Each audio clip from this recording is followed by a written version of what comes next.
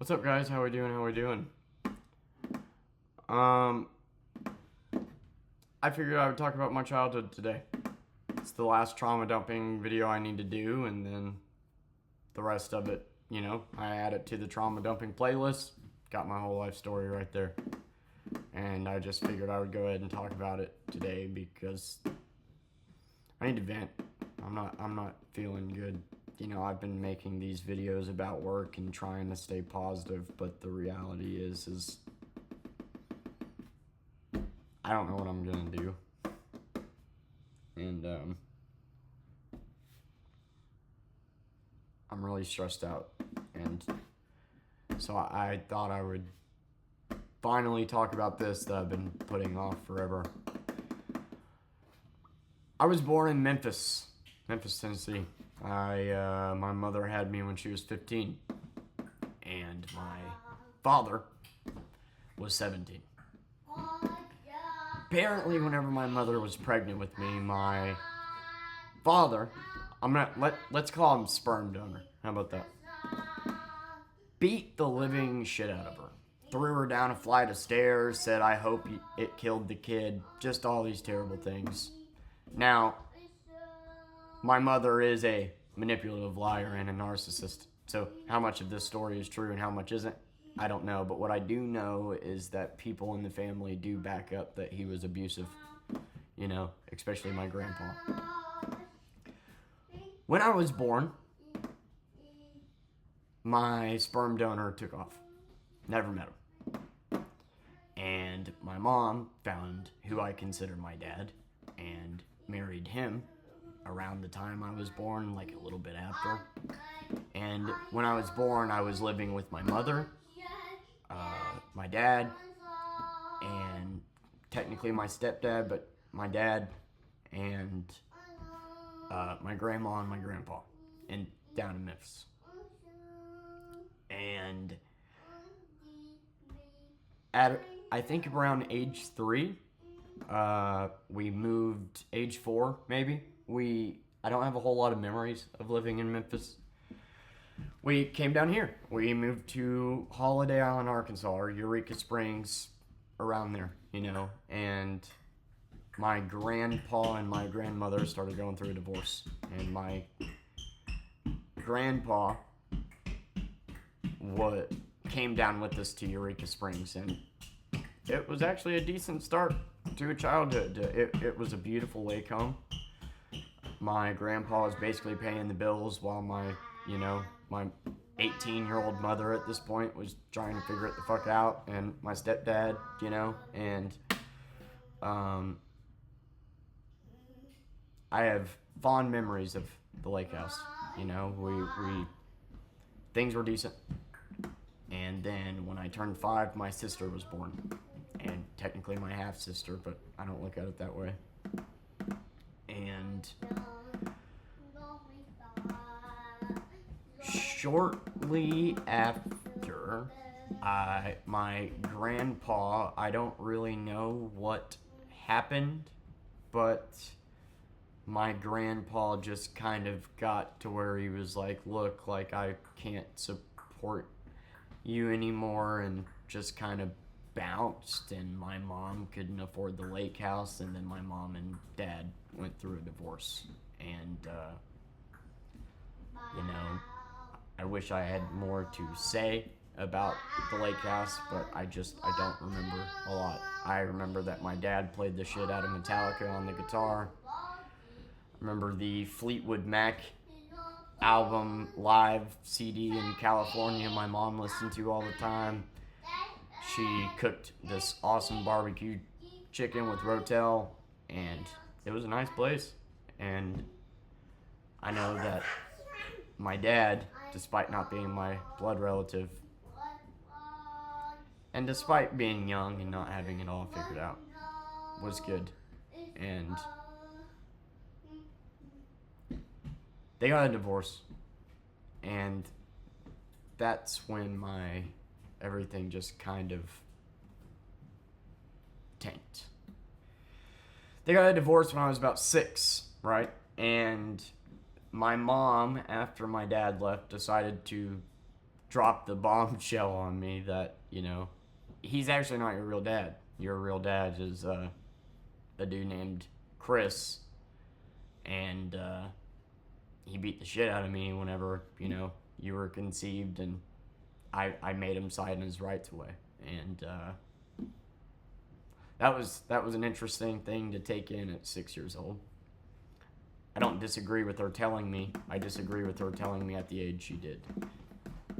Because it was just confusing. And it was like, why are you telling me this now? Or are you trying to make me think of, you know, my stepdad as not my dad? Because, like, I still see him as that. But whatever. She dropped that bombshell on me. Soon after he left, you know, and Grandpa left, my grandpa met a new woman named Diana and basically kidnapped his ass and didn't let him see the family. And I really haven't seen him a whole lot since, because she's a cunt. I don't know how else to say it. She is a Trump thumper. That doesn't make her a cunt, but she's a police officer, says the most heinous things, and, like, controls my grandfather and who he talks to, and she's an asshole. And when this happened, my mom instantly met a new guy. So we're going to say boyfriend number 2. His name was Denver. Decent guy. It was more of a fling instead of a like relationship, you know. They continued to be friends up until his passing 2 years ago. And good dude, but they just, like, saw each other. And then eventually we lost the house. When we lost the house, my mom met a guy named Jim, who was, like, fucking 70, and my mom was 20. Now, you're going to see a recurring pattern here that my mom dated nothing but old guys, because she relied on them for a place to stay, let's be honest. I used to fault her for that, but I try to understand that she was a single parent of 2, and she just made the choices she had to make to, you know, put a roof over our head and feed us. Jim was actually a good guy, boyfriend number 3, but he was, I'm pretty sure he had cancer, and I don't remember a whole lot, other than I just remember I got picked up from school one day and told that he was dead. And so now all of a sudden, you know, all right, time to move again. And this is where things get blurry, because I'm 8 by this point, and this is where we just go through. So boyfriend number 3 passes away. Good guy, but, you know, I mean, he was fucking 70, so.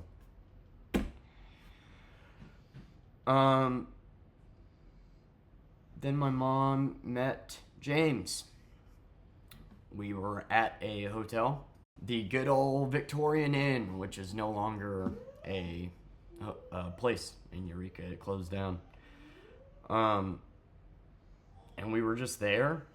I don't remember why we were staying there, but they just met, and that was it. James, once again, was like fucking 50 and had 2 sons around my age. One was younger, one was older. One was a year younger than me, one was 2 years older than me, and my sister by this point was 3, right? And they hit it off quick, and basically we moved in with him, and he seemed cool at first. He did. And then I started to notice that when mom would leave and go to work, because she did have a job, like, I'm painting her as this person that just jumped from guy to guy, because she did, but she was a massage therapist. The unfortunate part is drugs and shit got in the way of her job, and eventually that became not a thing. But at this point in time, she was a massage therapist and working for my aunt. And my grandma was a massage therapist as well. And my aunt was, my grandma's sister. So technically my great aunt, I guess you could say, who owned the farm with my uncle that, we'll get there. This is going to be a long one. I noticed that when my mom left, James would start getting pretty fucking mean. Like, he acted a completely different way when she left than when she was around. Subtle at first. Just a little... I don't know how to explain it. He would be all kind and nice and loving when she was around, and then she would leave, and he would just get cold, and it started as little things. It's just being like a little rude in certain moments, and worked its way up to just being full-on abusive when she was gone. Just degrading, and James is the guy I keep referring to as the racist son of a bitch that had a Confederate flag hanging on his wall, that N-word this, N-word that, and this was around age 8. So what are we on? We're on boyfriend number 4, right? Yeah, boyfriend number 4. And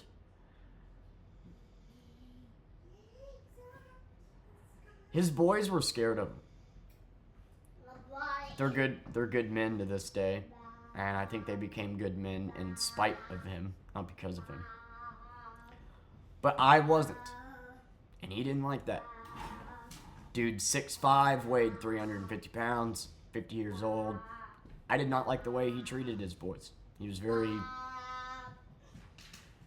didn't hesitate to slap them across the face, but wouldn't quite do that to me yet, because I wasn't his kid, but he would verbally degrade me. And I remember vividly having a conversation with my stepbrothers that, like, you don't need to be afraid of him. There's a difference between respect and discipline and being scared, and to do what he tells you to do out of fear of being smacked isn't respect. That's just control. And yeah, James would verbally degrade me, and I would give it right back to him. He would say the N-word and shit, invite his buddies Kevin over, and they would have the most racist conversations about how we literally need to wipe out all N-words, and they're coming for us, and the ideas that lead to genocide, which is why when you guys say respect other people's opinions no matter how wrong they are, that's the first thing that pops into my brain, is an 8-year-old boy literally hearing a dude talk about genocide. Black interracial couple, like, comes on TV, kisses, he would just fucking say the most degrading, disgusting things that I just don't even want to say on here. But yeah, he specifically told me that, yeah, mixing our genes with theirs would be so dirty and unpure and just the worst. So when it came to his politics, which I was too young to really understand, he was awful. But what I knew is that the way he was talking about these people was wrong. I knew that. And his boys knew that.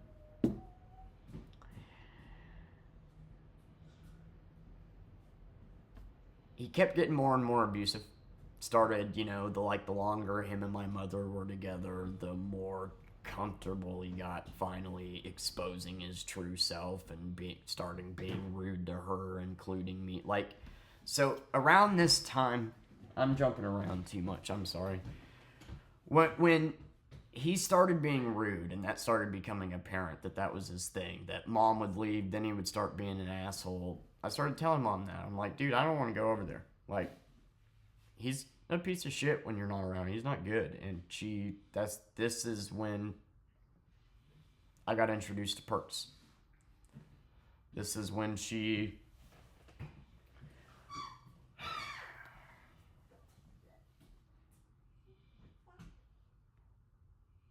we had a road trip going to Memphis to see my grandmother.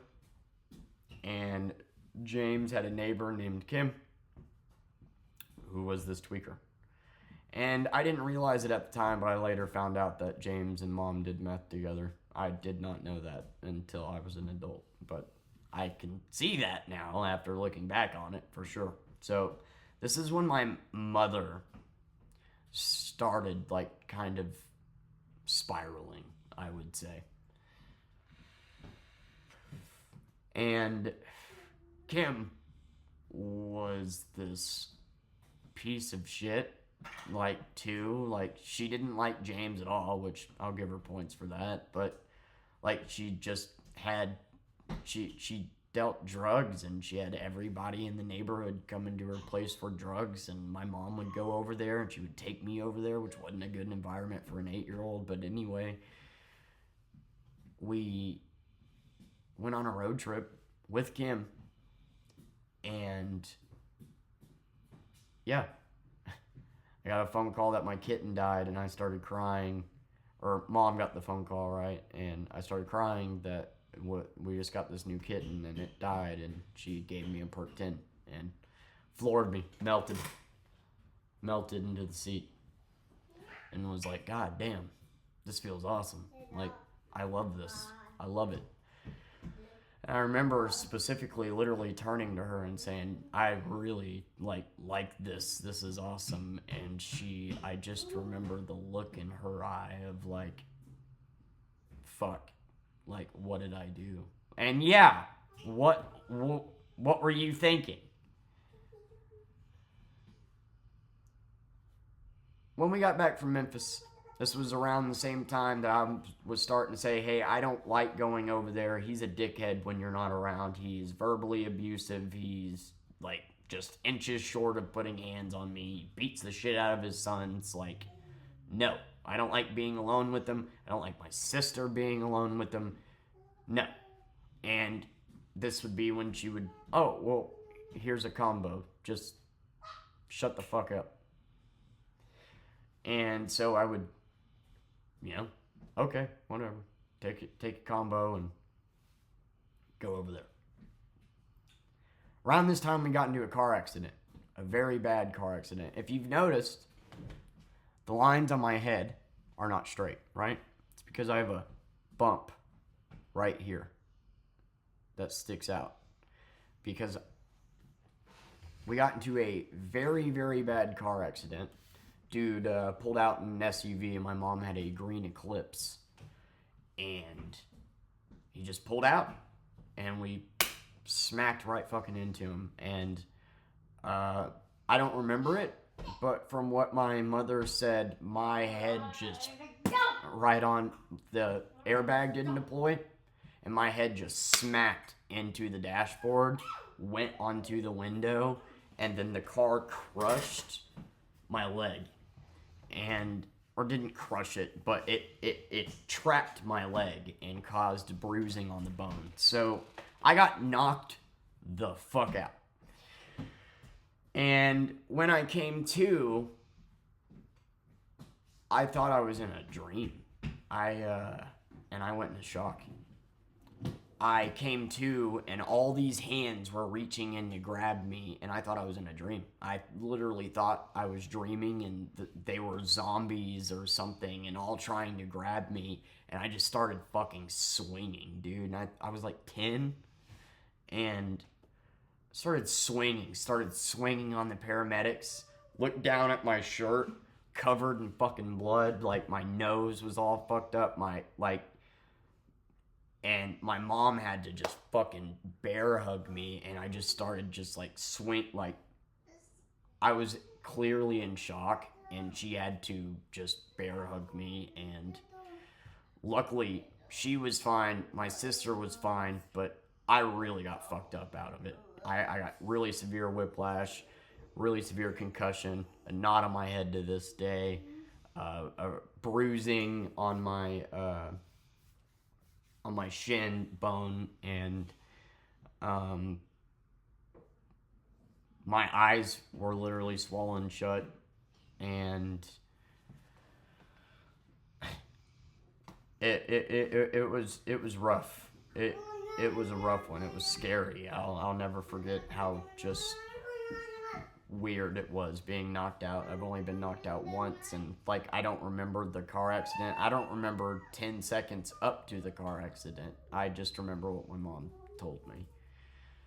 You know, that somebody pulled out, we smacked into him. I don't remember a lot. Came to, and after that, my, mom gave me painkillers for that, because obviously I, was in a lot of pain. And, hold on. Like, dude, I looked so fucking weird. Like, my eyes were, like, over here because of how swollen my nose was. My left eye was completely swollen shut. My right eye was damn near swollen shut. And I could just see a little bit. And it's a miracle my nose wasn't broken. I just had a really, really bad nosebleed. And it's honestly a miracle I survived, to be honest. And, that was the second car wreck I got in. The first one I didn't feel like it was really worth mentioning. It was back in preschool. But my mom just rolled a car on ice, and it just scared the shit out of me and my sister more than anything. But nobody was really hurt. But this one, yeah, I got fucked up pretty good. And I had to go to school like that. Like, obviously I didn't go to school that day, and I don't think I went to school the next day, but I didn't take a week off. Like, I went back to school like 3 days later with my eyes like swollen shut. Don't know why my mom didn't just let me take a fucking week off, but whatever. So at this point, I've been taking perks and whatnot, and now I'm in pain and I'm taking them. And just continued to get them, like, even after I healed up and everything from that. And this would be the last time that my mom, well, no, I guess it wouldn't, but for a long time this would be the last time that my mom drove or had a car or had a license. So at this point, she had no car, she had no home, she was fully reliant on James. And this is when he sunk his teeth in. This is when he showed his true character and started putting hands on her and started bullying my sister, which I would not allow. Anytime he said a degrading comment to her, I would just fuck you. You're gonna talk some shit. You're gonna talk some shit to me. You're gonna leave her alone. And yeah, he'd start putting hands on me. I remember one time he picked me up by the fucking throat, and I grabbed a bat that was sitting right there and went to hit him with it. And one time he put me in the fucking corner with cans of soup, right? Carrying him like this. And he fell asleep. I was in the corner for 8 hours. And so I eventually sat down after, a few hours, because I noticed he was asleep, but I didn't leave the corner. I just sat in the corner and fell asleep with my head pressed against it. And then he spanked me for having the gall to sit down after he woke up from his nice little nap of 8 hours. Great. And yeah, it just got worse and worse. The verbal abuse. One dinner, I remember I was pouring Parmesan cheese on the spaghetti and the fucking lid came off and the whole thing dumped out, and he forced me to eat it. And my mom just never put her foot down about anything because she knew. She knew that there's nothing she could do.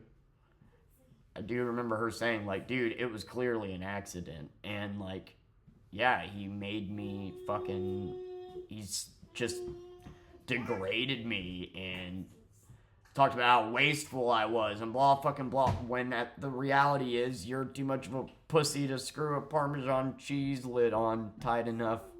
Big 250-pound guy, but whatever. And so yeah, all the Parmesan cheese dumped out and I had to eat basically Parmesan cheese for dinner. And he just started being shittier and shittier, man. to me, to my sister, especially to his boys. But I really enjoyed them as stepbrothers. I got really close to them. And he put hands on my mother.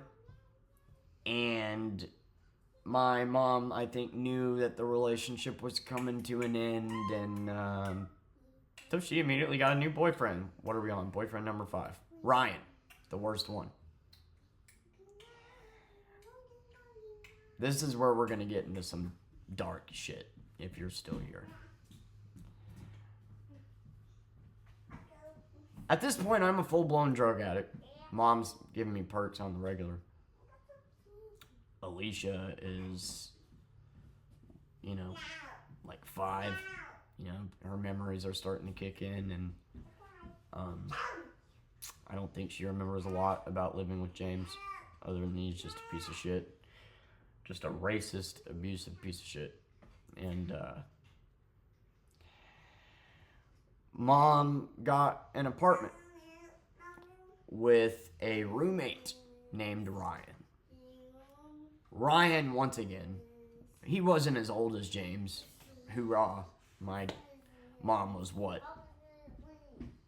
25 at this point? So, like, all of her relationships were just with old men. And, like, clearly for a reason, but clearly just whatever. And this dude was in his 30s.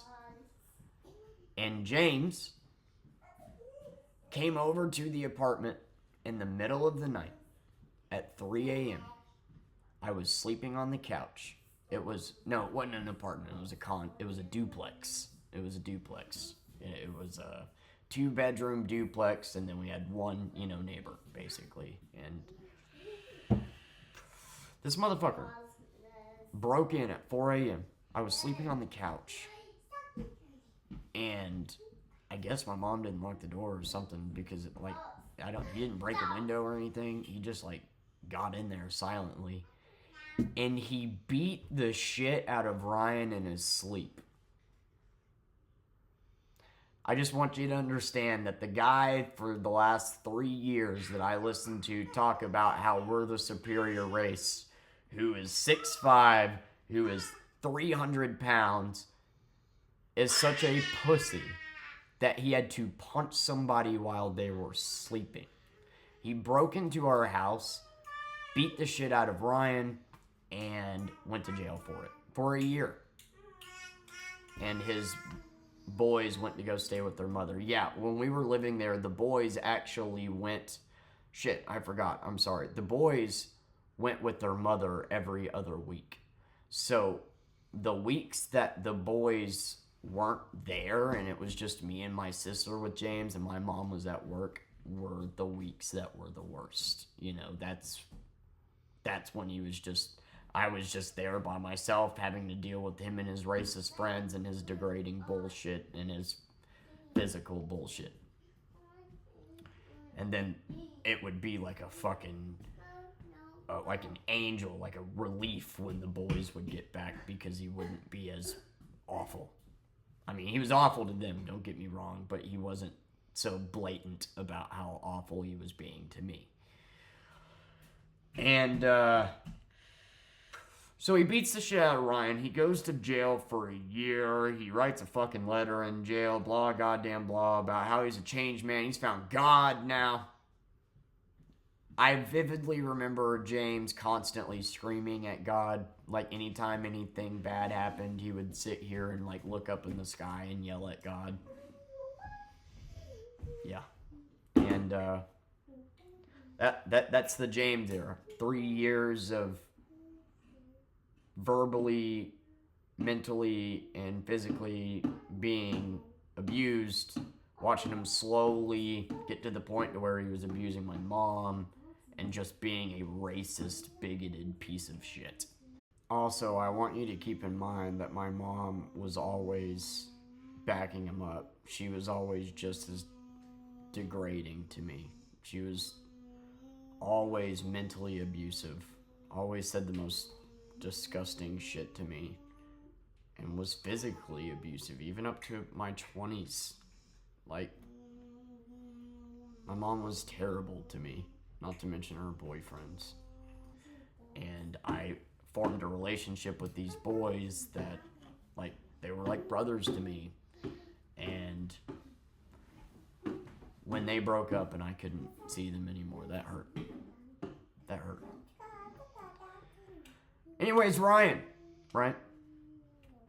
So he got his jaw broken because he got punched in his sleep and had to have it wired shut and had to sit through a straw and shit. He had a giant scar on his face, like it looked exactly like Scar from The Lion King, and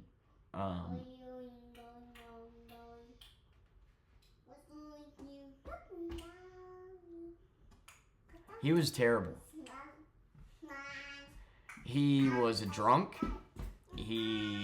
My mom got prescribed Perks, Somas, and Xanax. He would constantly steal her meds and get fucked up off of them, and he knew that she was giving me pills, so he would, like, bribe me with, like, pills and stuff to, don't tell your mom about this, here, I'll give you this pill, and,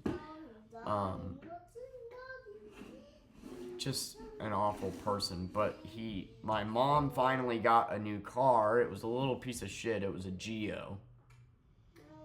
It was a piece of shit. But it was a car, right? She was trying. She had her own fucking place. Ryan was just kind of a bum. I don't even know why he was there. Mom just couldn't be alone for the life of her. And,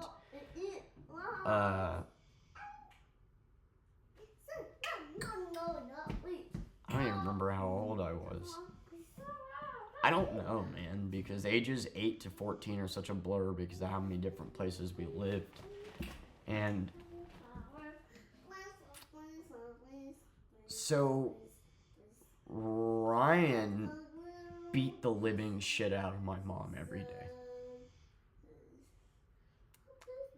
There was one time that he was beating her so bad that I had to throw my sister on my back and run to the bank and call the cops. And I'll never forget that, and I hope like hell that my sister doesn't remember that.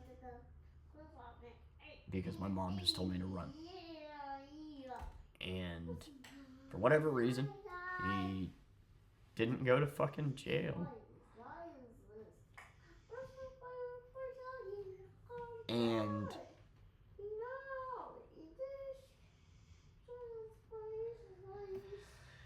he would get day drunk. He was always drunk. And we got picked up from school one day. And he was punching my mom while she was driving. And I'm only like 11. And he kept grabbing the steering wheel and shit.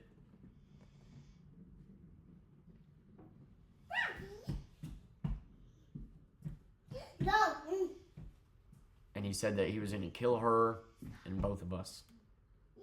And looked back directly at me and just was screaming at her. I don't even know what they were fighting about. I just got picked up from school, but he was just abusing the shit out of her. Just punching her, threatening to kill us. And me and Alicia were just crying in the back seat, and Mom had to pull over because he was grabbing the steering wheel. And unfortunately, these are my core memories. Shit like that. Running and taking my sister to a neighbor's house and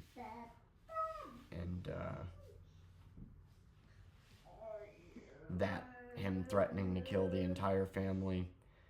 And later that night, he actually sped off in my mom's car and fucking crashed it. And went to jail. And they broke up. I am kind of glossing over a lot of things. They weren't together very long. They were together for 6 months, maybe a year.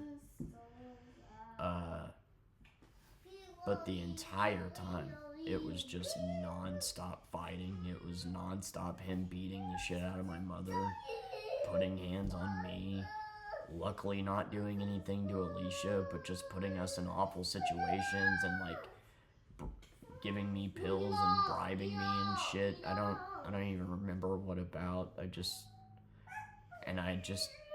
couldn't help her. I do remember one time he was hitting her and I went and like punched his back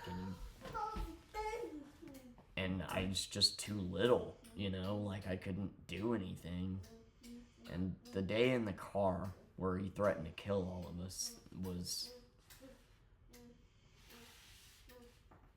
I was like, Mom, like, goddamn, man. Like, you're tasting men, and I, like, he's not even helping pay for the apartment. Why is he here? Why? And I just felt so bad for her. I just wanted to protect her, but I couldn't because I was only a little kid. But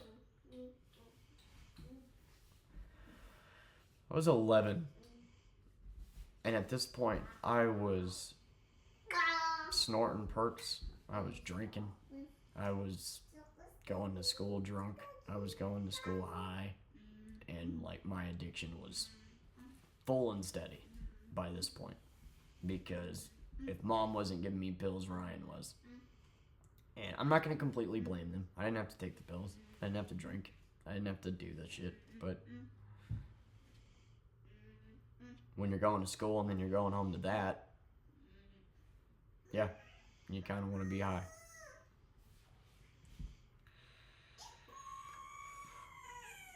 My sister was the most important thing in the world to me. Protecting her, making sure that she got fed if there wasn't enough food to go around. You know, that's another thing at James's I didn't talk about was that, like, food-wise, we did not do great. We basically ate McDonald's, like, every fucking day because this was back when McDoubles and McChickens were $1. And I just remember getting so sick of McDonald's. And,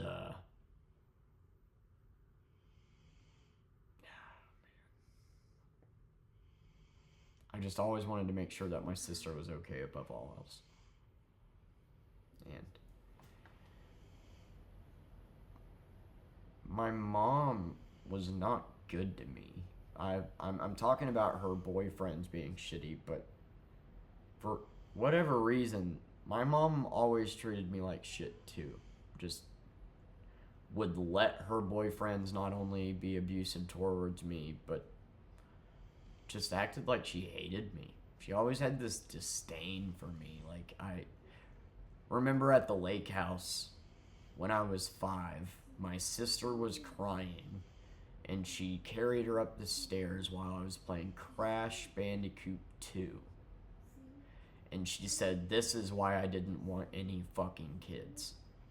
And it's amazing how just a simple line like that as a child can stick with you for life. I don't remember a lot about that time frame at the lake house, but I do remember that. And I think she just looked at us as ruining her life, when in reality, you know, you don't have to let people come in you at 15, but whatever. So she just treated me with such disdain. And she treated Alicia like an angel. Like she actually wanted her, you know, and I was my mother's punching bag. My sister wasn't, and I was okay with that because I never wanted my sister to be. But after Ryan left, my mom got these new roommates, Felicia and Michael. This is a 2-bedroom duplex, okay? My mom, me, and my sister make 3. Felicia and Michael had 3 kids. So we had 8 people now living in a 2-bedroom duplex.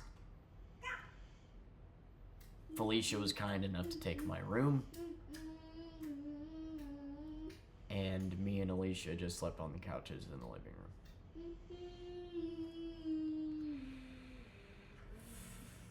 Michael's seemed like they seemed decent.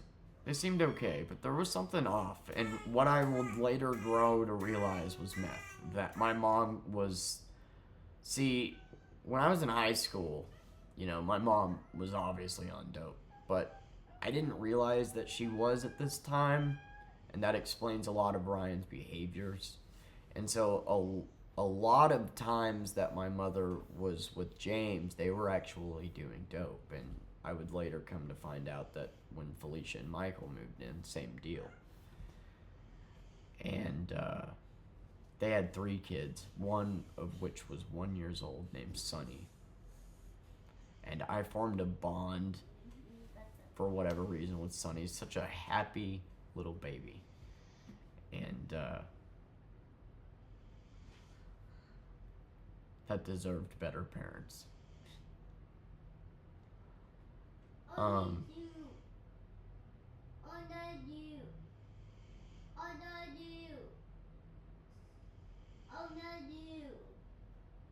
My mom fucked Michael and broke up their marriage. Living with them was not great at all. I mean, Felicia was fucking awful. She had a bad temper. She was a self-righteous, just self-absorbed bitch. I don't really have anything nice to say about her. Michael seemed sweet, but the fact that he fucked my mom made me not really like him. But, I mean, then again, he's married to her. No, it doesn't excuse cheating. And you have 3 kids and everything. And so they had an affair, and Michael got kicked out and caused a divorce. Felicia literally had Michael's brother over the next day. So, I can't sit here and act like she was faithful, because if he was over there the next day, they probably had a relationship prior, but what does my 12-year-old ass know? And he was so inappropriate and so weird. And I was very concerned about him being around my sister. And eventually, like, I don't know, my mom and Felicia ended up getting into a fight or some shit, and they ended up leaving. And then we moved in another one of mom's friends, which was Leslie, and she had 2 kids. Again, a tweaker. And I was the oldest out of everyone, out of Felicia's kids and Leslie's kids, and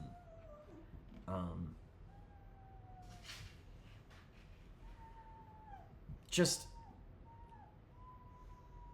there wasn't abuse at this time, but it was go to school and come home to a jam-packed tiny little apartment and 2 spun-out parents. Then eventually that didn't work out.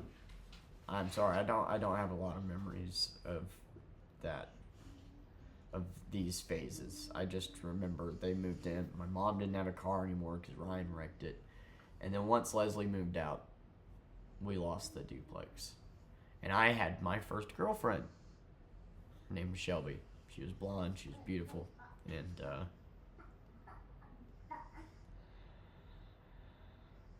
she was my neighbor, or kind of, and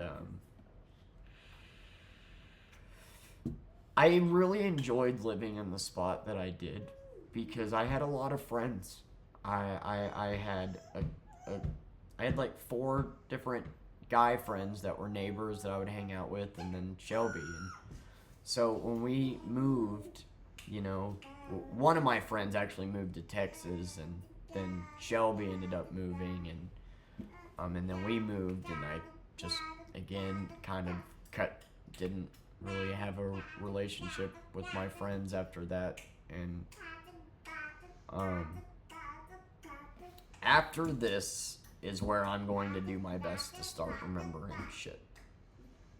So, Ryan was boyfriend number what? 5? 4?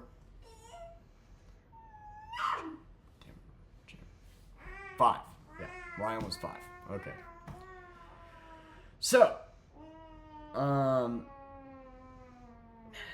shit. After this, we started going to my aunt and uncle's. And in my Road to Sobriety video, I talk about my uncle and my aunt and my relationship with them. And I loved it there. 60-acre farm. And my uncle was a hard worker. My aunt was awesome. Alicia formed a good bond with my aunt. I formed a good bond with my uncle. Started mowing his lawns for $5 an hour. But I was still heavily drinking and using and taking pills. And, like, just keep in mind, like, the entire time, like, I was high. And,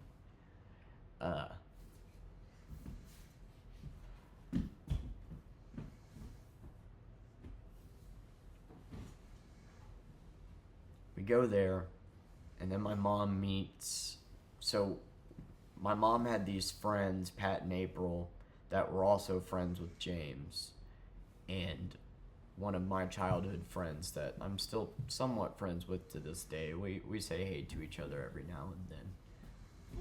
I met over there, and we went. Later, once again, found out that our parents were just doing dope together, but we would go over there for like New Year's parties and whatnot, and I just loved hanging out with my friend, you know, like we had a lot of fun over there. It was Nate, Roger, Tiffany, and then sometimes their cousin Travis would be over, and I had a crush on Tiffany, but she was like, I mean, she was like 18 and I was 12, like, but I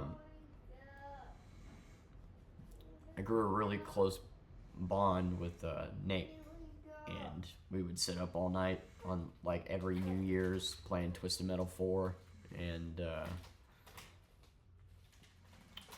I'm just bringing this up to say that, like, my mom was just constantly finding friends and parties to go to get high, and I didn't know it at the time, once again, but later found out that, yeah, they were doing dope and shit.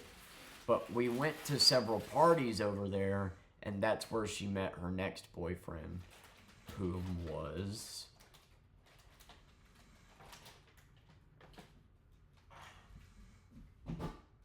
No.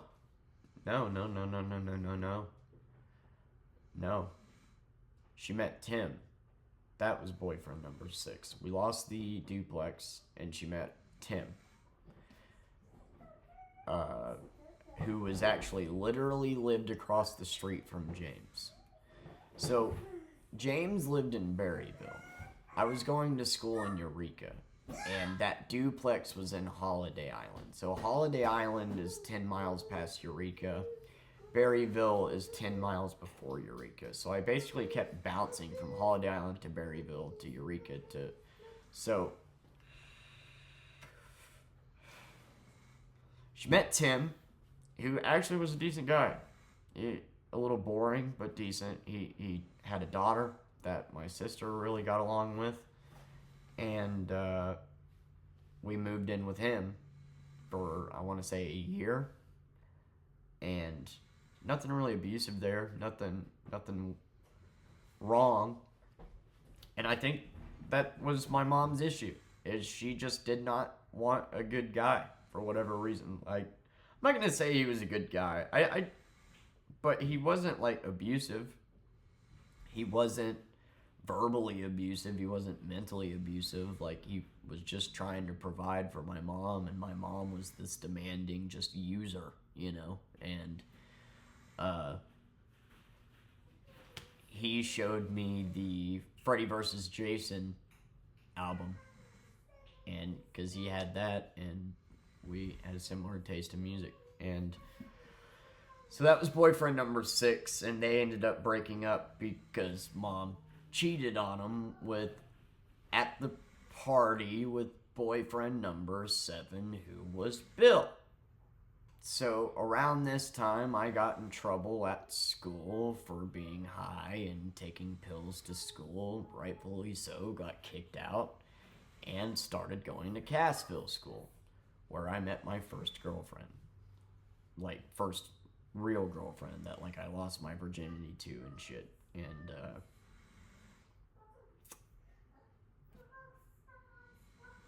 Bill, once again, was a 60-year-old man that was a tweaker, that was no good, that was like just one of those, had a nice front to him, but then once mom moved in and we moved in, you know, he started showing his true colors and shit. That relationship literally lasted like 4 months. We moved into this dude's house and then instantly moved out. Because he was starting to beat up mom and shit and starting to put hands on me. He called me a smart ass a lot. Because you gotta understand, by this point, like, dude, I'm on, like, boyfriend number 6, and, like, all of you motherfuckers are just, like, I see how you're acting, you're all nice, you want this young woman, and you get her, and then you start being an abusive fucking twat. You're just using my mother. I know what this is. This is basically a goddamn transactional exchange, you know? You get her body and she gets your money. And that's what it is. And then he was just psychologically abusive and said he was rude to Alicia. Which, anytime any guy did that, I would just not, like, hey, you're not gonna fucking do that. You're gonna leave her the fuck alone. You're gonna direct it at me. You're gonna leave her the fuck alone.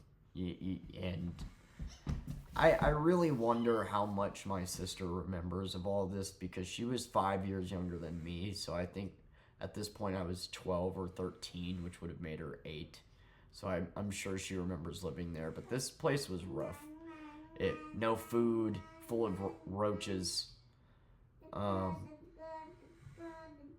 Just not good. And once again, tweaker, alcoholic, abused mom, tried putting hands on me once, but they didn't stay together long enough that it really mattered. They were literally together for like 4 months.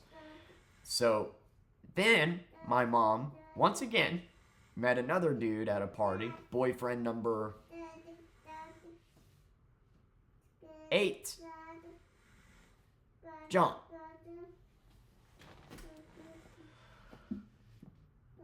John was a decent guy. And, well, for the most part, comparatively, right? And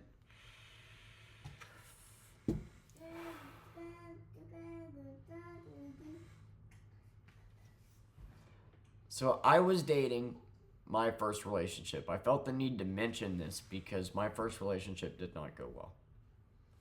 I mean, all I saw was abuse and how relationships... All I saw was abuse, had lack of security because I was always moving, and did not see what a successful relationship looked like. And I was not good to her. I didn't beat the shit out of her or anything. Like, I'm not saying that. I just was not good. I was insecure. I was very just worried about her leaving all the time, and very insecure and very controlling and very got mad at stupid things, way more mad than I should, which is where I started to realize that I'm not normal. Like, I'm starting to develop anxiety issues, not to mention I'm still high this whole time. You gotta keep that in mind. This entire time I'm doing drugs. Like, and it was a real, like, I really thought we were in love. She cheated on me 3 times. I will own the fact that I was not a good partner, that I was constantly insecure, that I was this and that. But at the same time, she was also always flirting with dudes, cheated on me multiple times, was kind of narcissistic too, and is a huge part of why I had trust issues later on. Like, how I handled my insecurities and how I was quick to anger was not okay. But me being insecure wasn't without reason. She gave me every reason in the world to be. But I was so codependent on my relationships because of how miserable things were at home, and just threw myself into these, and it was all I cared about. It was the only, because my home life sucked so much, and so I thought I was madly in love with this woman, and we were together for 2 years, and I ended up losing, my virginity to her and whatnot. We never hung out outside of school except for 2 times, and that's when we did stuff a couple of years into our relationship. And then I ended up getting in trouble for drugs at school. And so, actually, yeah, pause on the meeting John thing. Or no, my mom did meet John because, yeah, we moved in with John. So John was a nice guy, but he was an alcoholic. He hits that bottle the second he wakes up, and he was too nice. Too nice that my mom took 100% advantage of him. That she moved in, made him pay for all these things, made him get cable and shit that he really couldn't afford, and just used him and used his niceness. And I saw it. By this point I was 13, 14, and 13. And maybe even 12. Jesus Christ. 12. We'll say 12. 12 to 13. And I saw this. And he wasn't abusive towards her, but they did fight a lot. And almost every night he would get drunk downstairs crying because he felt mentally tortured by her. And that's where we started to bond, is I would talk to him about her and about everything I knew about her, and that, out of all the guys, you're actually a decent dude, and would get drunk with him at 12. Yeah, I know that doesn't paint him as a good guy, but so we would get drunk together at night, and I would basically be a shoulder for my 8th stepdad to cry on, because my mom was just fucking bleeding him dry and cheating on him with a neighbor. I got in trouble at school around this time, and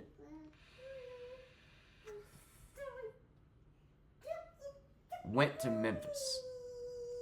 I went to Memphis to finish out 8th grade and lived with my grandmother, and went to this, I don't remember the name of the school.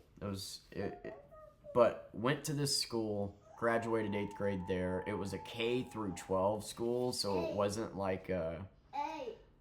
it was weird. It wasn't like elementary, middle, high school. It was just a all-in-one. And I was still dating the person that my first girlfriend, and she was cheating on me while I was gone, and I found that out, and we broke up. And then I started dating a girl named Allison in Memphis, and it didn't really go anywhere. Nothing really happened. We didn't date very long, but I'm not trying to boast or sound arrogant, but every time I went to a new school, like Cassville or then Memphis or whatever, like all the girls really liked me, and I don't know if it was my Miami Ink shirts and my mysterious bad boy energy or what, but I made friends pretty quickly, especially with women. Like, women really were like into me there, and I dated Allison and graduated and was actually seemingly doing good. I actually got off drugs, and for an entire year, for 6 months, something like that, went to the school, graduated 8th grade, then went back to John's, because my grandma didn't recognize that the problem was my mother. That, like, live in Memphis, I was doing good. I was making straight A's. Like, and keep in mind, in school, my grades were great the entire time. I was never failing classes or anything. Like, even high as a kite, all these home issues, I always had A's and B's. And, yeah, I feel like that's worth bragging about. And so I guess my grandma felt like I was better, and then so she sent me to go live back with my mom, who was still with John. So I went back to Cassville and got back together with that first girl. Not long after that, I got in trouble again at school. I went back to John's. Me and John started drinking again. Mom started giving me pills again. And yeah, I did a drug deal at school and traded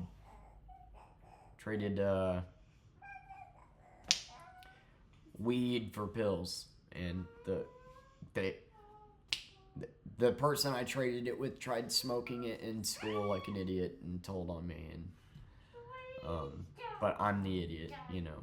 And that's the reality. And got in trouble again. So my grandma thought there was no other option than to send me to rehab. And this is when I went to rehab for 6 months. Downtown Memphis, baby, MRC. Right smack in the worst neighborhood ever. And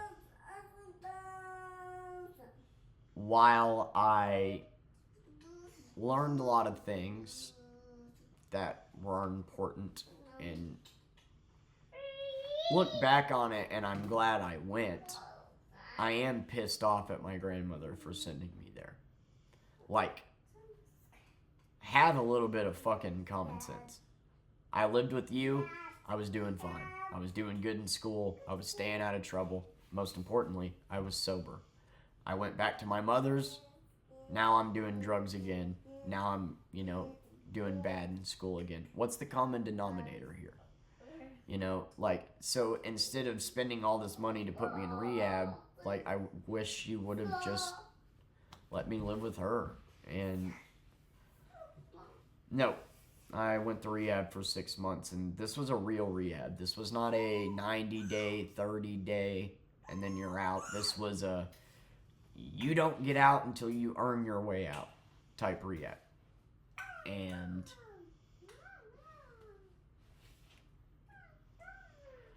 yeah, when I went back to Cassville right before going to rehab, me and my girlfriend broke up, which kind of spiraled that drug problem. And then I started seeing this new girl, Anna, temporarily, and that's who I did the drug deal with and whatever. And so, like, I was super depressed because of the fact we broke up. And like, this is what my day looked like. Go to school, and then come home, deal with Mom and John screaming at each other, deal with John literally crying, and then get drunk with him and talk about how I'm sorry that my mom's using you like this, man. And me and him bonded and became really good friends through my mother's abuse, I suppose. And He was so angry at my mother for sending me to rehab because it was partially her fault, you know? Like, really, it was you're giving your son pills, you're providing him horrible environments, and now you're just claiming no responsibility for it. Anyway, right before going to rehab, Mom and John were starting to split up. And so we lived there for about a year, and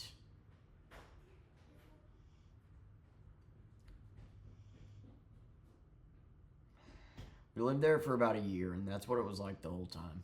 Was they were fighting, and then he would cry. The thing about John that sucks is he's a giant baby. He really is, and I grew to find that out as an adult. And I can completely see why they didn't work out, because my mom is a steamroller and John is a pushover. But he's also very unable to admit fault in anything. Like, his mom pays his bills and she's 80, and like he has depression, and he uses that as an excuse to just act however he wants. And then whenever he acts shitty, he just, oh, I'm bipolar, you know, and uses that as an excuse. And I'm getting ahead of myself, but they started to split up, which kind of broke my heart, but me and John kept in touch. Right before I went to rehab, we went back to my aunt and uncle's.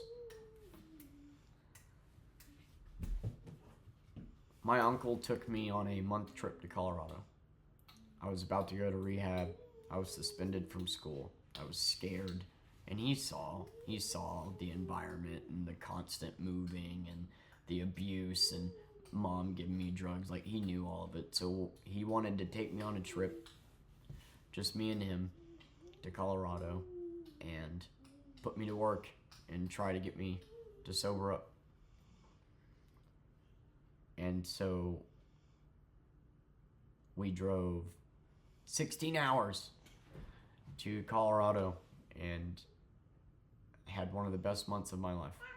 It was a lot of fun. We went and stayed with one of my uncle's friends, and basically the reason we were going there was because my uncle's friend broke his leg and he was unable to do his job, which was an electrician, and my uncle knew how to do these things. My uncle was a badass, and so it was go up there and do work for his friend. And I wouldn't get paid, but I was able to go see this beautiful place. It was in Golden, Colorado, and right around like an hour past Denver. And right on top of the mountain too was where his friend lived. Right on top of a mountain, baby. Like, it was the most beautiful place I've ever seen. We went to the Continental Divide. We worked our asses off. We rode dune buggies. We went on alpine slides. It was just an amazing time to spend with my uncle, and knowing with what's to come. I'm so happy we got to experience that together. Because he just, instead of yelling at me, instead of being pissed at me for being a fuck up, he just wanted what was best for me. He wanted to put me to work and take me on a trip, and we did, and we had a lot of fun. And I spent a lot of time with my uncle for the brief time that we lived there, building trails, building dirt bike trails, riding dirt bikes and four-wheelers. That was our big thing, was all day, every day, baby. Like, when I got home from school, we would go out and ride four-wheelers and dirt bikes, and he had 60 acres of land, and we would build trails. And I'm talking, we built some trails like you're like mountain crawling, dude, or would be like sideways and would have to sit on one side of the four-wheeler so you don't flip. Like, I'm honestly amazed that my uncle trusted me enough as a driver to drive on some of these trails. And some of them had ramps, but I was good. And I loved Fort Wheeling, and I had Bullet for My Valentine and Mudvayne playing in my headphones while, we were doing it. And it was fun. And then I learned how to do the dirt bike, and it was a manual dirt bike, and I spent an entire day figuring out how to get it into first. Because if you give it too much gas, you'll wheelie. Don't give it enough gas, it'll shut off. I spent the entire day trying to figure out how to get that thing into first. And he was just watching and laughing. And once I figured it out, though, it's like clockwork. It was, you got it once you get it. But I was only 14. I was 14 at this time. And so he took me on this trip. We got back, and I got sent off to rehab. My aunt and my uncle were a big part of my life. I just, unfortunately, don't have a lot of time to talk about it. We went there a lot off and on. And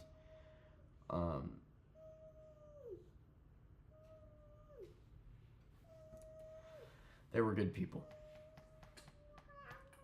I went to rehab for 6 months, and I was scared. I was really scared. And I didn't know what was happening. I didn't know anything. My grandmother and my mother did not tell me anything. They said that I was going to go for 30 days. That's what they told me. I'm not kidding you. And they just dropped me off there. And now I'm in this place that's surrounded by a barbed wired fence with all these people that are 17. I'm 14. They're there for meth and shit, and yeah, I'm bad into drugs, I get it, but these dudes were all huge and from downtown Memphis, and I don't know if you've ever been to Memphis, but people from Memphis have this attitude about them. This The Righteous Gemstones season 2. You find out Eli's from Memphis. He's the maniac kid, and he's got his friend. And there's a line in there that's,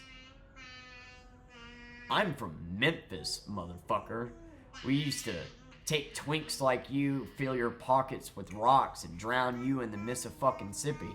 And that's just, I feel like he embodies people from Memphis so well, because that is 100% the attitude of people in Memphis. You can be a third of the size of a dude that you're talking to, and you will just sit here and shit talk him into oblivion. That's how people from Memphis are. Just tough, because it's a tough place to live. And just not scared to, I don't know how to word it, but just not scared to back down. So you're in this treatment center, and you got all these people that are fucking intense, man, that are just god damn, some of them used to run around in gangs, and some of them I formed really good bonds with a few people in there, and what I thought would be lifelong bonds.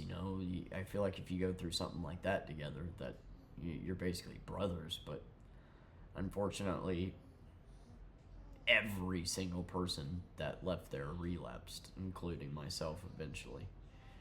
But I learned a lot of good things here. But we just, we had a consistent get up at 6 a.m. You got 10 minutes to get a shower and do your things. And then you had group sessions. You had to do school.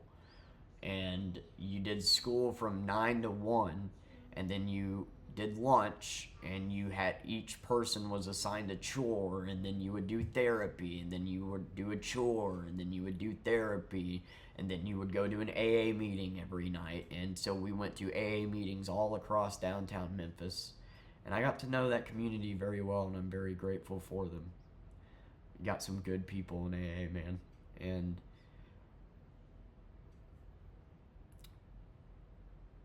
I met a guy named Shakir, who I'm still friends with to this day in rehab. And Unfortunately, he's not doing so well, but we got permission to go to a convention because we had progressed enough in there. There were 5 levels, 5 stages. And if you fucked up, like if you tried like running away, which I did actually, me and LaQuinton, we actually broke out and ran around and then got caught by the police and got taken back. You're demoted back to the first level.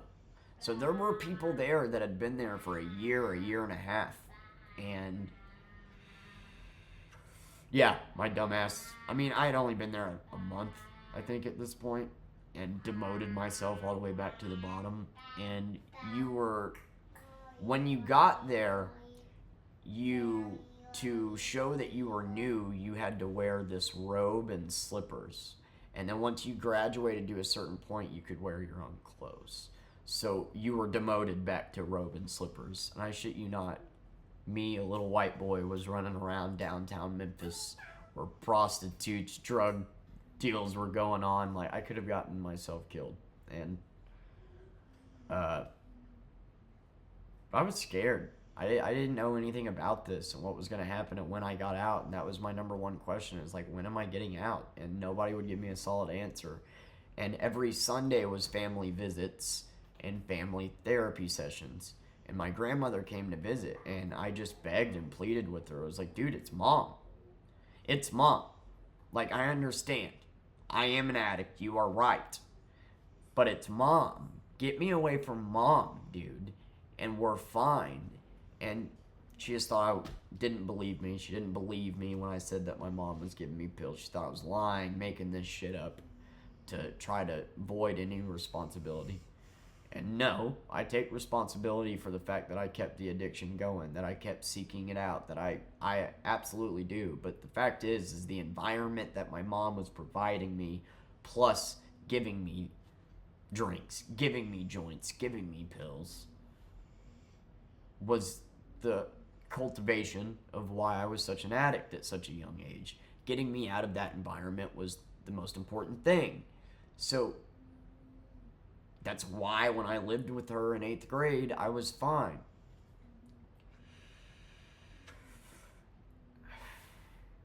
She didn't believe me. And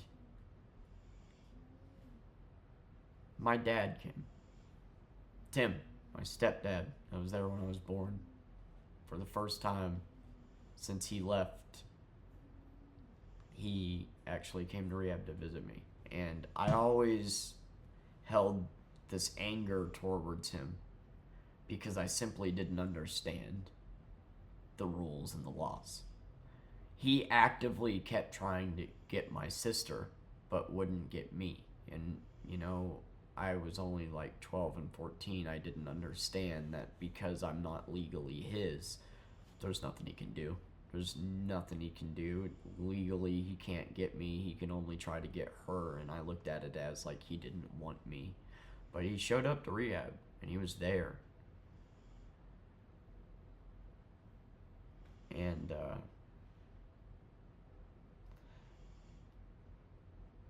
then my aunt passed away. And I got to, by this point, I was able to get day passes where you went out for a day. So I actually went out with my dad, and that's where he gave me all these like music albums. Oh yeah, in rehab, like they were so uptight about some of the rules. You couldn't listen to music. You couldn't simple daily freedoms you didn't have. You couldn't watch TV. You couldn't listen to music. You couldn't do some of the most basic of things. So when you went on a day pass, you had a whole bunch of rules to follow. And it, like, you weren't even allowed to like play a beat or something. Like, they were so uptight with the rules. And I get it. I get why, but a little too much if you ask me. Like, it was almost like jail, damn near. But I will admit that I did learn a lot there. So going out on a day pass was crazy because it's like Now you're getting to listen to the radio, you're getting to eat when you want, you're getting to use the restroom when you want. In this treatment center, there were 30 of us, and there was one bathroom. And a specific time every day was bathroom time, and we would basically all take a number, and then that would be our turn to go to the bathroom. And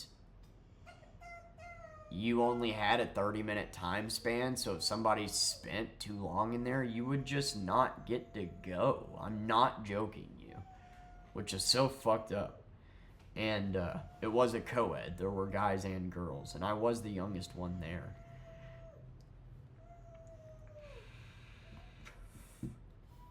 There was actually an incident where a dude tried doing the orange peel and toothpaste thing to do acid, because there's a theory out there that if you mix an old-ass orange peel with toothpaste, that'll do acid. And that was contraband, and they found it, and nobody would fess up to it. And everybody started blaming me for it for some reason, because it was down to 5 suspects, and everybody was blaming me, and I knew I didn't do it. And the person in charge of the rehab threatened to take away all of our privileges unless somebody came forward. And I shit you not, the entire house threatened to beat my ass. And the staff was just allowing it. They were all bullying me. They were all talking about, if I don't get to go on my day pass, you're getting fucked up. And like, I'm 14 and these guys are 3 times my size. I'm like, dude, I didn't do it. And like for an entire 3 days, I was just getting harassed verbally nonstop until finally the person that did it came forward. And there was actually a big lesson for the day, that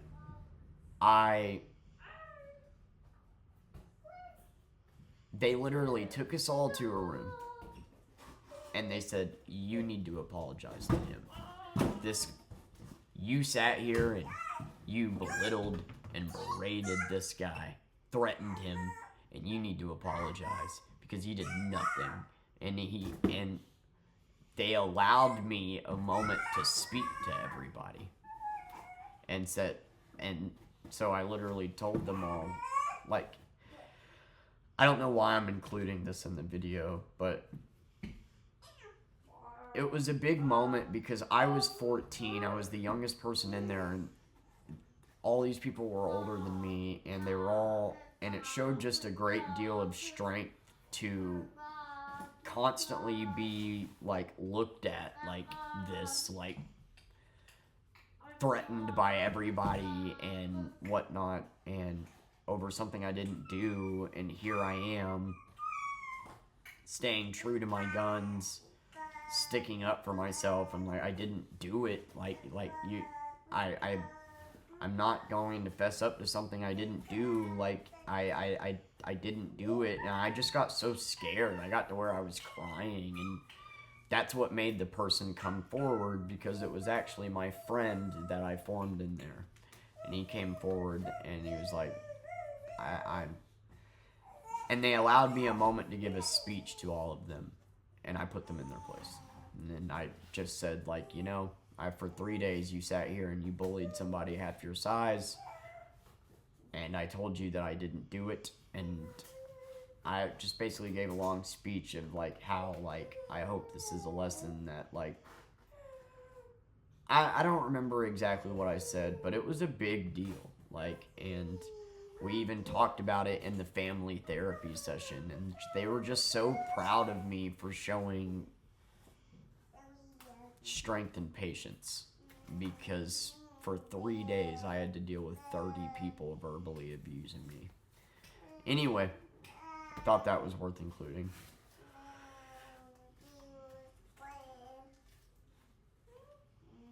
My aunt passed away, and I got to go on a day pass to go to her funeral. I talked about this part in my Road to Sobriety video, and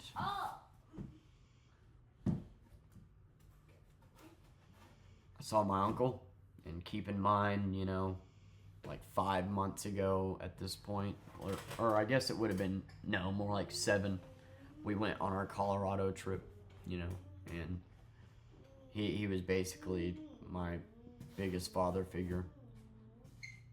And he was in rough shape. This was his second wife that he lost, and he just put his hand on my shoulder, and I could tell he wasn't all right, and just said, I want you to keep your chin up, no matter what life throws at you. You're strong. I know you haven't had it very fair, but you're strong, and just always keep going, and always keep your chin up.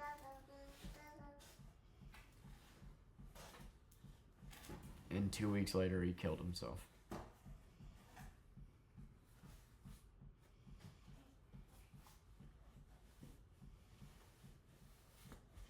Fucking hung himself. And my cousin found him. My cousin's so strong, dude.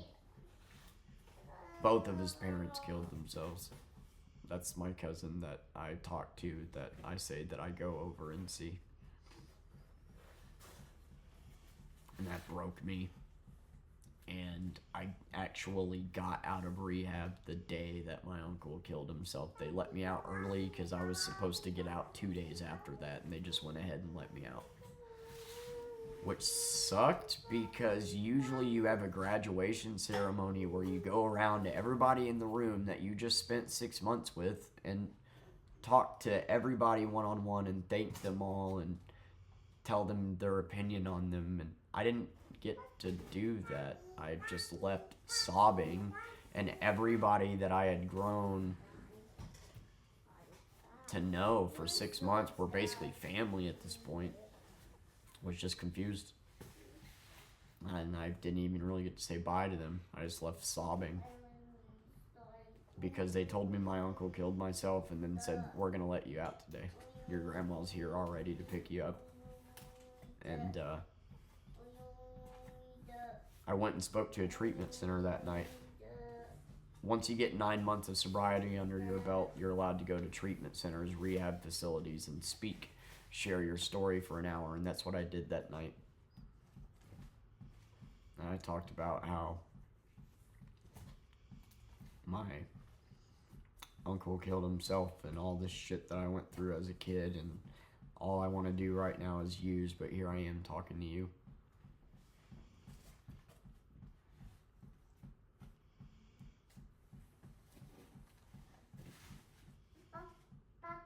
And then I went back home. And the farm that I once rode my four-wheeler and dirt bike around on and spent, the farm where I have most of my good memories,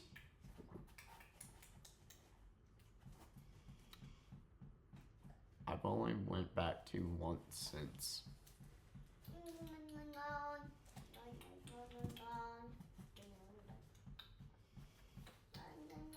My uncle saying the words, always keep going, and being so strong, and then hanging himself was such just a defeated moment to me of like, god damn, dude.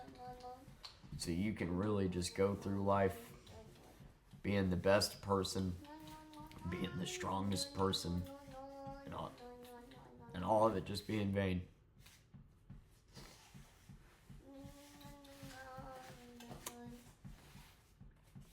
When I got out of rehab, my mom was on boyfriend number 9, Mike. And this is where life actually started to get decent. Mike was a good man. He asked me permission to date my mom. He's the only guy that did that. Now, I know we're on guy number 9, but there's 2 that I skipped over because we literally only lived with them for 2 weeks. So, there was one guy named Chris and another named, like, Jacob something, and it was just, like, crack houses that we stayed at for, like, a week while Mom scrambled to figure something out. And so, when I say 13 guys, I'm including those 2. but like, I'm not going to talk about them because there's just nothing really to talk about. They were crackheads. Me and my sister slept on a cold fucking floor. So, but Mike was the man. He asked me permission to see my mom.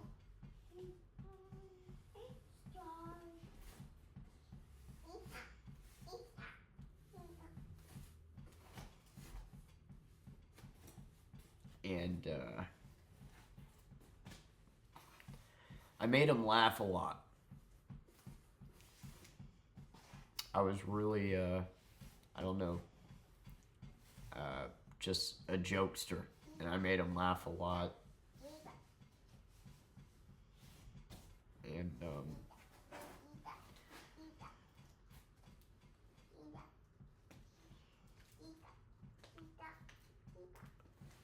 we had a really nice house. He made good money, and we moved into a really nice house for the first time since the lake house. We had a damn nice house, dude. A nice boyfriend. And I met the only girl that I've ever been in love with. The only girl that I probably will ever love. And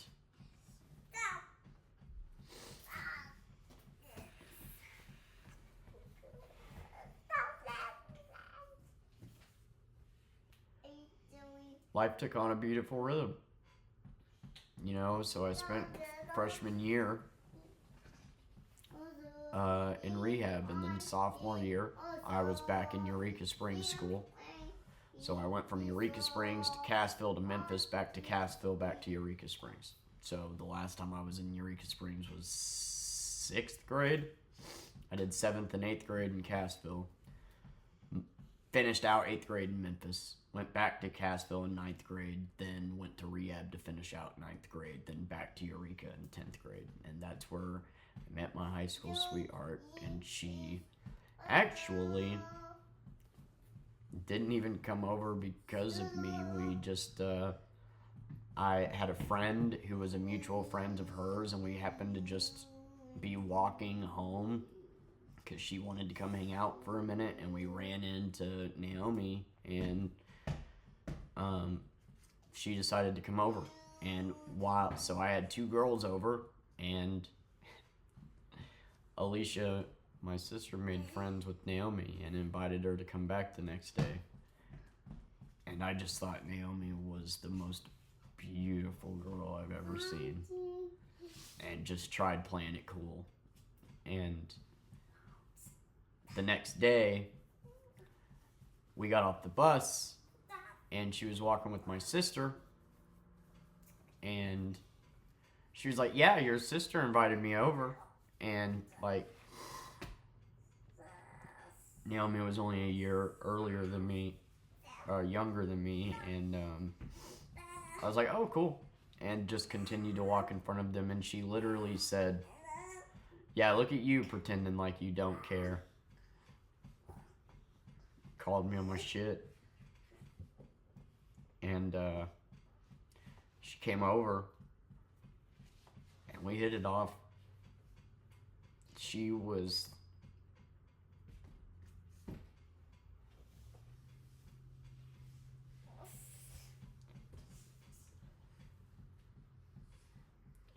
the first person to ever love me for me. My mom didn't. My first girlfriend didn't. It was just a 13-year-old fling, and Naomi was this bright, smart, just light that she brought to my life and made me a better me.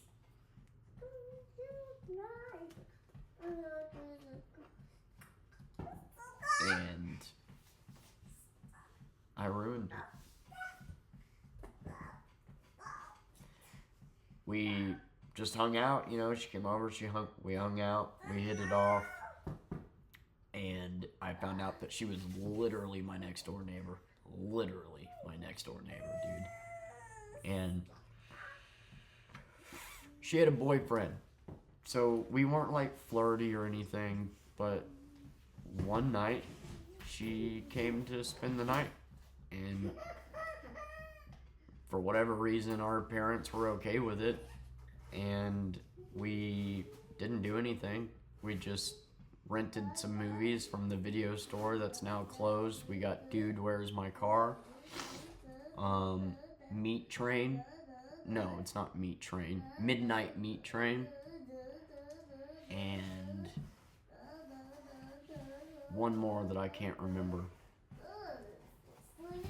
And I don't remember how, but we ended up cuddling on the couch. And we didn't do anything. We just cuddled. But she enjoyed Dude, Where's My Car so much that we kept saying Zoltan to each other at school and doing the little thing that they do. I don't remember exactly what it was, but and then she just kept coming over. And we didn't do anything sexual, nothing. We cuddled, yeah, but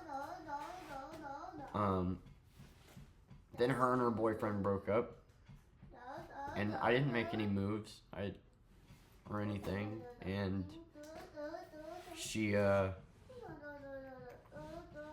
I just gave her a hug and told her that was gonna be okay. And a couple days later, she decided to come over, and we decided to skip school. My mom was okay with it, and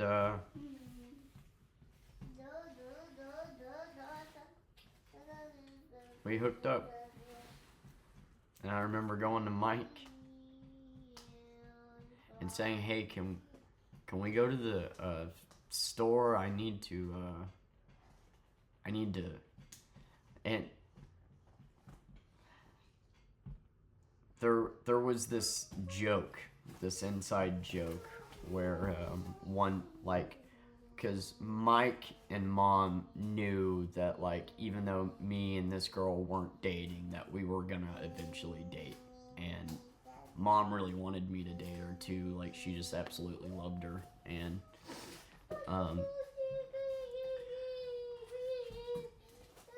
so, like, Mike made a comment about us being like Romeo and Juliet or something, and she said, like, no, Romeo's in a drought. And so when we ended up, like, it just happened, we hooked up. I went to Mike to get condoms, asked if we could go get condoms, and he said, I guess, there's no drought for Romeo anymore. And he just laughed and laughed, and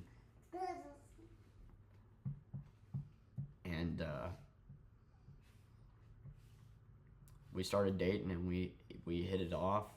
I joined soccer because of her. She was the only friend I had in high school besides my buddy John. I had John and her, and that was it in high school. At this point, nobody liked me because they knew, that I had gotten in trouble in school back in 6th grade for drugs and whatnot, so they all stayed away, which is fine. But by this point, I just focused on school, focused on Naomi, and started playing soccer because of her. She played soccer, and I went, and I remember the coaches looked at me like a joke and was like, "What are you here? Are you looking to be like, an assistant coach or something?" And I'm like, "Nah, dude, I'm here to play." And I couldn't even run around the field twice because I was smoking cigarettes. And I went from that to being captain of the soccer team. And she just got me more socially involved when I wouldn't have normally been. And so life was nice. I had this beautiful, smart, awesome person on my arm. My mom had a good man. We had a nice home. I was making good grades. I was sober. And then Mike got diagnosed with COPD. And in 1 year, I watched that man go from being fine to not being able to walk. I got my first job at 15, washing dishes at the Crescent Hotel in Eureka Springs, the most haunted hotel in America. And I busted my ass. And yeah, sure, it was just washing dishes, but I was good at it. I worked really fast. On Thanksgiving, we had 550 guests.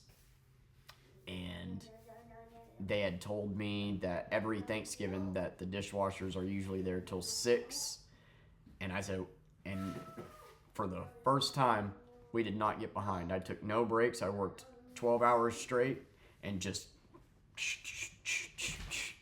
and didn't get behind at all. And Patrick, the chef, if you've ever worked in a kitchen, you know how chefs can be loud and like direct and like Ramsay, right? He really saw potential in me. He was like, dude, you're I fucking like you. Like you're kicking ass. And I've always taken pride in working hard ever since that job. Just working as fast, efficiently, and as well as possible.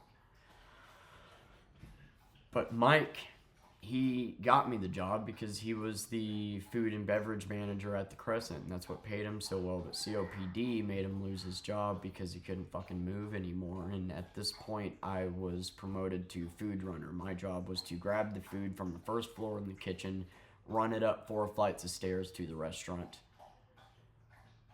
called the Sky Bar.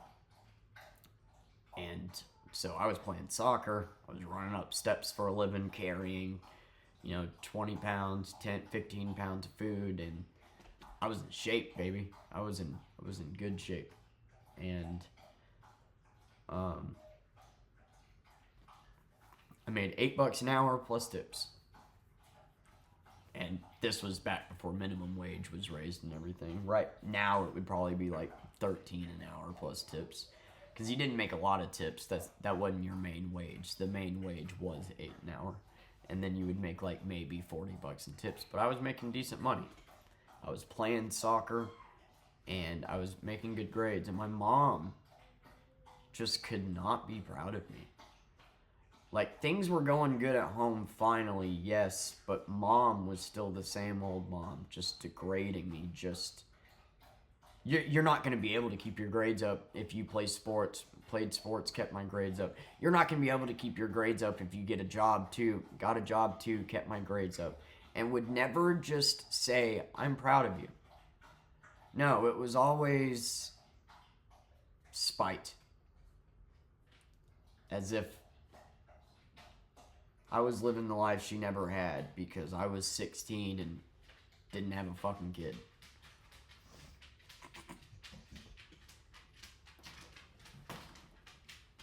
I made it a very intentional point to not have a kid until I was much older.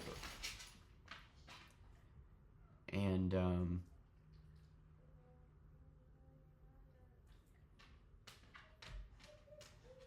Mike lost his job. We had to move.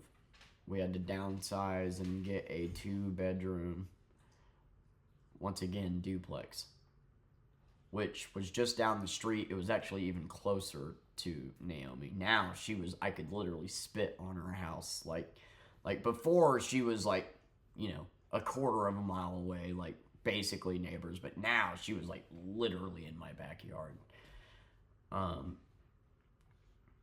But this place was kind of ass. It was infested with roaches.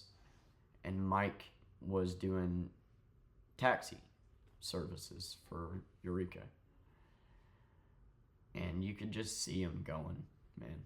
He would get up a flight of steps and he would have to stop and really control his breathing, but he would not stop smoking, just like I'm not stopping now, even though I feel my lungs going.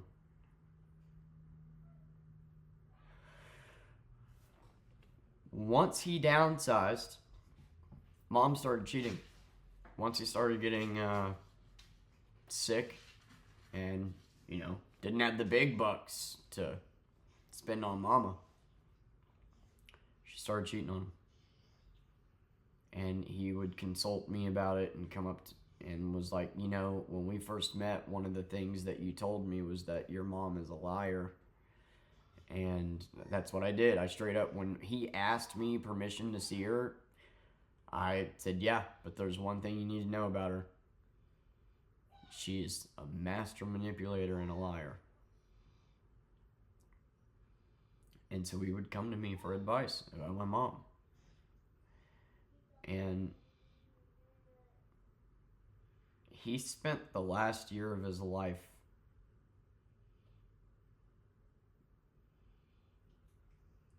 this good man who brought this family together,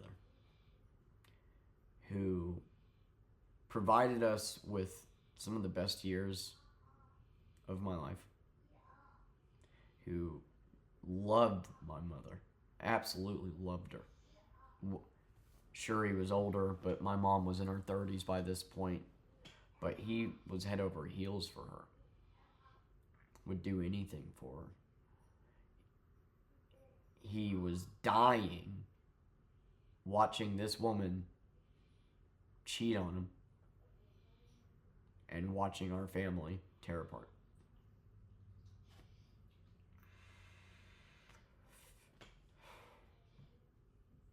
And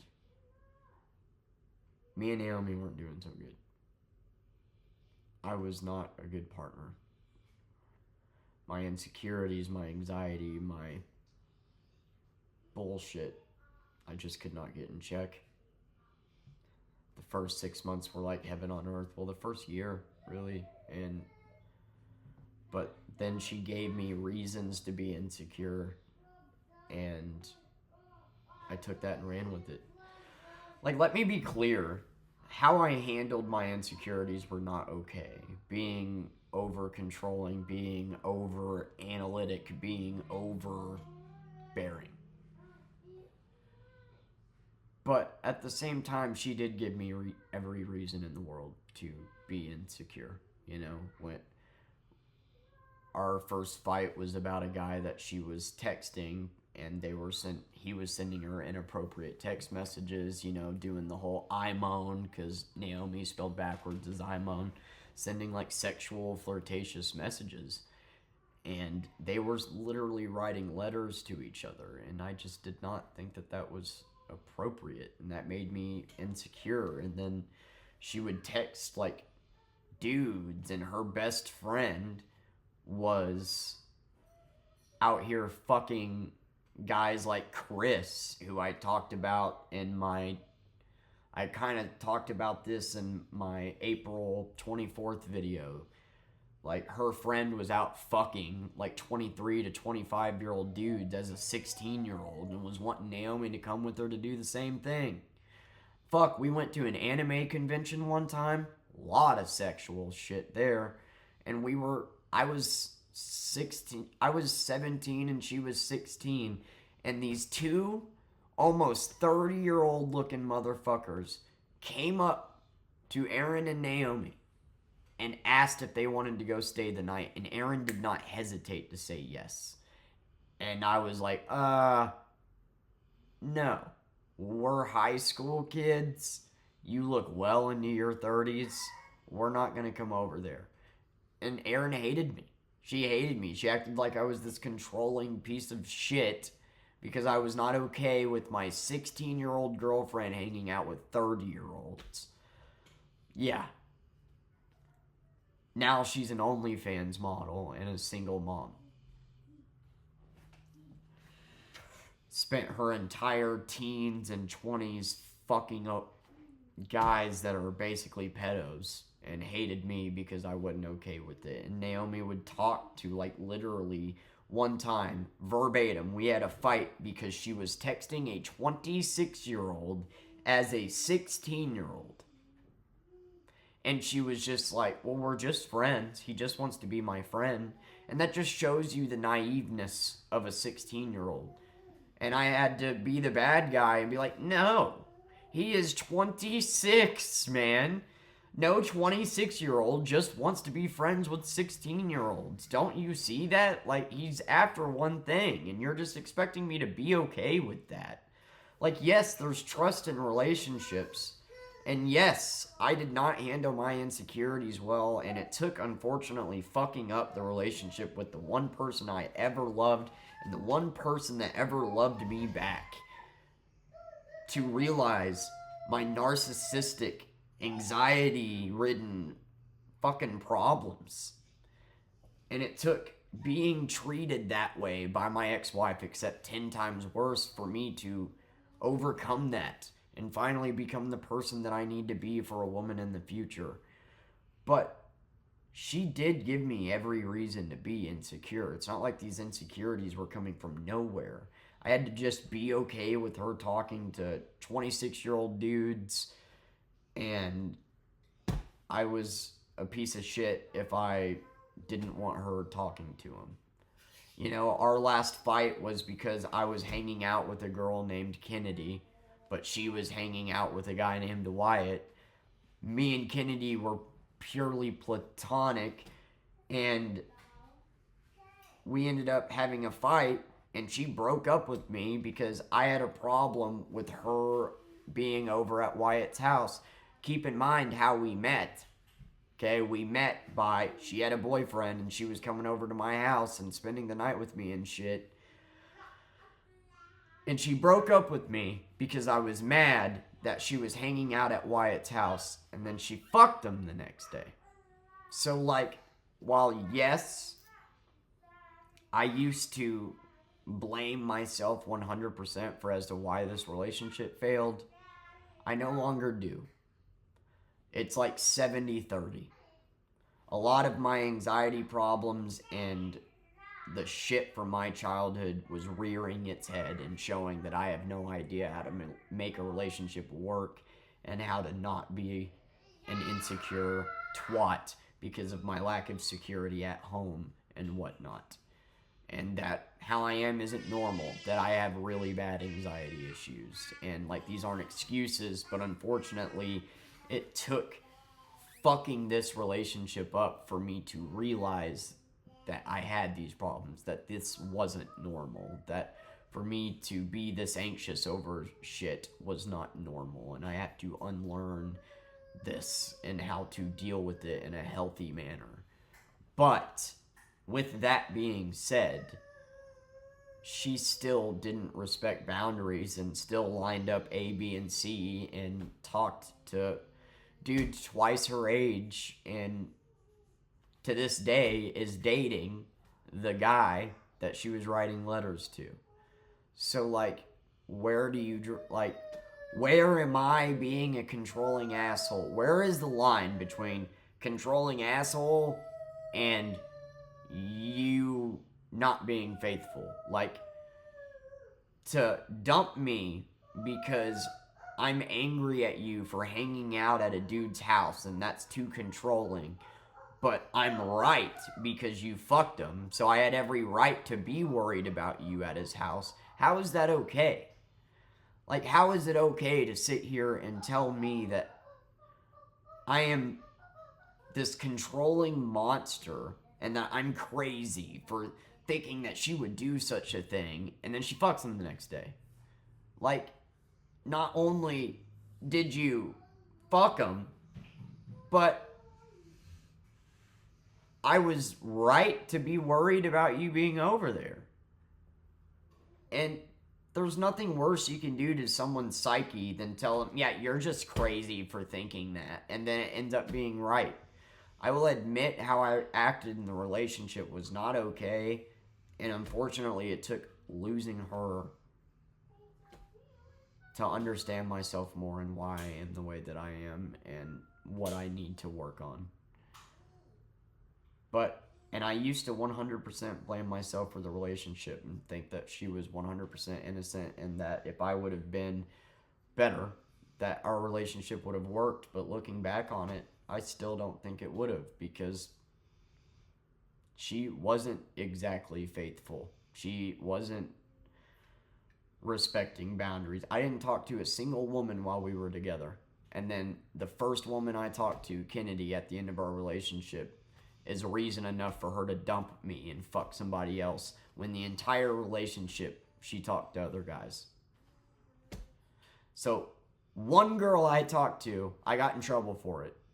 The entire relationship she talked to guys, and I was an asshole for having a problem with it. She dumps me for talking to this girl and not being okay with her being at this dude's house, and then fucks him. And then goes on to fuck every single guy that she talked to while we were together that she told me not to worry about. So I just think there's a lot to be learned there. Yeah, I didn't act all right. And I now understand why I acted the way that I did and wasn't a good partner. But I also understand what boundaries should be set and what to expect out of a partner. If you're in a relationship, you really don't have a reason to talk to 5 other girls, do you? Like, and vice versa. Anyway, I know that was a big tangent, but this is a big part of my childhood because I loved that woman. I thought we were going to get married. I planned my college around her, and oh yeah, and she took my best friend's virginity. We broke up. We dated for 3 years. After 2 years, we broke up for like a month. And she took my best friend's virginity. And then when we got back together after that, because I finally started dating another woman, she got all jealous, and then, you know, and that's what I mean, is like it wasn't 100% me, you know. She literally fucked my best friend, who we used to go out to dinner, go out bowling, do shit with. Fucked my best friend, not just fucked him, took his virginity. And then I just had to watch them hold hands, and now our friend group is broken up, and that knowing that she's done this, and then I start dating another woman, and now here she comes crying, saying, I just seeing you together, you look so happy, and I can't believe it. And so we got back together, but I could never forgive her, honestly, for doing that. So our last year together was just not good. And then I cried for years wanting another chance with her, and she did come back when I was 21. But I was so far gone into my addiction and being drunk that I ruined that. I could not stay sober for a day to even hang out with her, and I will never forgive myself for that. Because I truly think she's somebody I could have spent the rest of my life with. And seeing her again at 21 and talking about how much we missed each other, like, because we had both, in that 4 years of being apart, dated a bunch of people, but just none of them clicked like we did. But when she came back, I just could not stay sober, and I was going through DTs when I stayed over at her house, or withdrawals and shakes, and she just didn't want anything to do with it, and I get it. And then coincidentally enough, she ended up dating my stepbrother from James for 3 years after that. Small world. Anyways, back to the home life. Mike was now bedridden. He couldn't do his taxi job anymore. He couldn't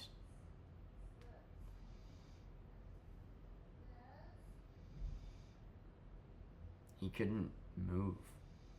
He couldn't walk. And so mom was in control of everything, and she was on dope. She started hanging out and cheating on him with a dope head, started doing dope, started basically using all of Mike's money, and me and Naomi broke up, and after 3 years, and Naomi basically being part of the family, you know what my mother said? Get over it, pussy. Get a dog. That's exactly what she said. That's what she had to say on losing that. And I did. Coraline back there I got when I was 18. She's 10 years old. That's why you see her sleep all the time. She's getting old. We basically just lost like a family member, and it's get over it, pussy, get a dog. That's what my mom had to say. And then my mom committed fraud on a script, got prescribed Hydro 5s and tried changing it to 10s, got caught, and then blamed me and tried to get me a felony charge. Like, at this point, my mom was out of her gourd, dude. She was on dope, she was running around, she wasn't sleeping, there was no food in the house, and like, by this point, I had graduated, you know? And so after Naomi dumped me, and I had graduated, and I had no sense of direction. And me and my mom, our tension was at an all-time high. We could not get along. She was doped up. I recognized it. And my sister was now 13.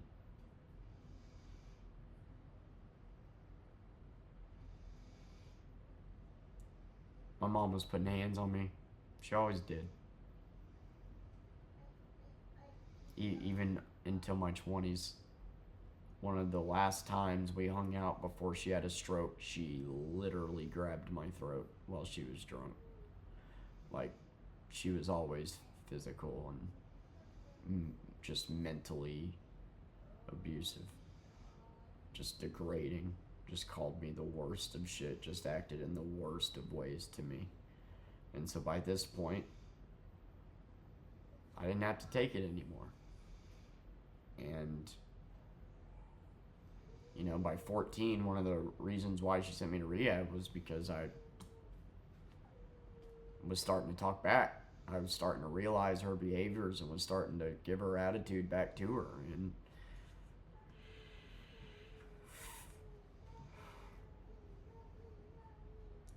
I love her with all my heart, but she was out of her gourd. And I was basically just staying there to protect my sister, and I couldn't anymore. I left and got my first apartment, and my mom, literally being so twacked out, called the landlord and had me kicked out of the apartment. She called the cops on me for no reason. She literally had me on the phone, methed out of her mind, crying, and had the police called, and I could hear every word she was saying to them, and was just lying, saying that I put hands on her and shit, when really she put hands on me. And I just kind of like shoved her off of me and left. And she was out of her fucking mind. And Mike, all the while, is laying on the couch dying. And all I can think about is that Christmas, man. The Christmas 2 years prior, where we had a nice house. We were all one big happy family. Mike was in love, Mom was happy and sober, Alicia was doing well. I was there, Naomi was with me, we were happy as can be, and for the first Christmas ever, we actually got damn good gifts. We got a fucking pool table, we got a flat screen, like, I'll never forget that Christmas, man. and I just took it for granted. Was always so worried about the future and what's to come because of how my childhood went that I just did not appreciate those moments, and I'd do anything to go back to them. I dream about them all the time.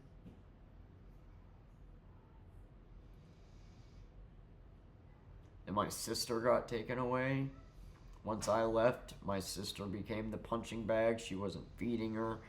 All the aggression that my mom was taking out on me, she was taking out on Alicia now.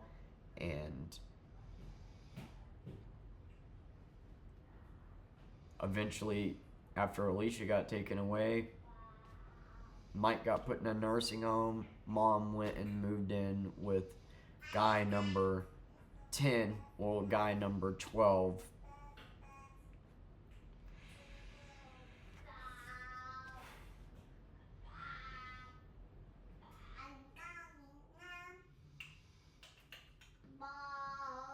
And then Mike died.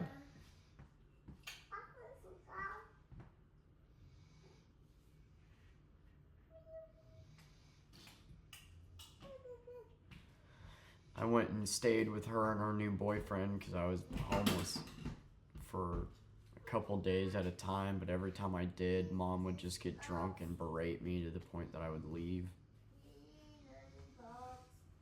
And while all this was going on, I was getting my dental work done and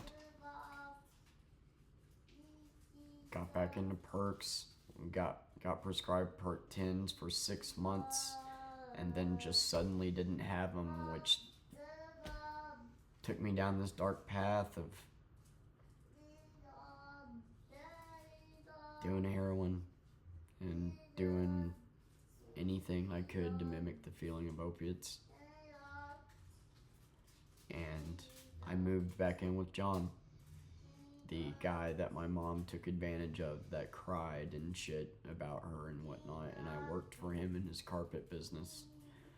And then I got a job in Kansas City cleaning carpets and lived up there for 6 months, but John got fired for smoking weed on the job, and he took his anger out on me, which he always did. He was a good guy, but god damn it, he will never admit to being in the wrong. And he dropped me off. He was sitting here, he got fired, and he was yelling at me, and I was driving, and he kept driving the steering wheel. We're driving in Kansas City, and I told him to not do that again, and he grabbed the steering wheel again, and I reached over and fucking hit him. And it was just a reflex because he was scaring me and was literally about to make us crash. I did not hit him hard. It was just a pop. You need to stop grabbing the steering wheel. I'll pull over. Stop.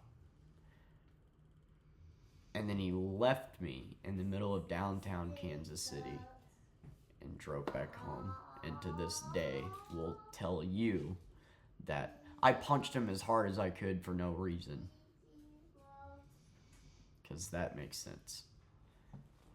When in reality, he got fired, he was embarrassed, he took his anger out on me, and so I still had this job. I stayed in Kansas City for 6 months, was in college at the time, taking online courses at the Los Angeles Film School.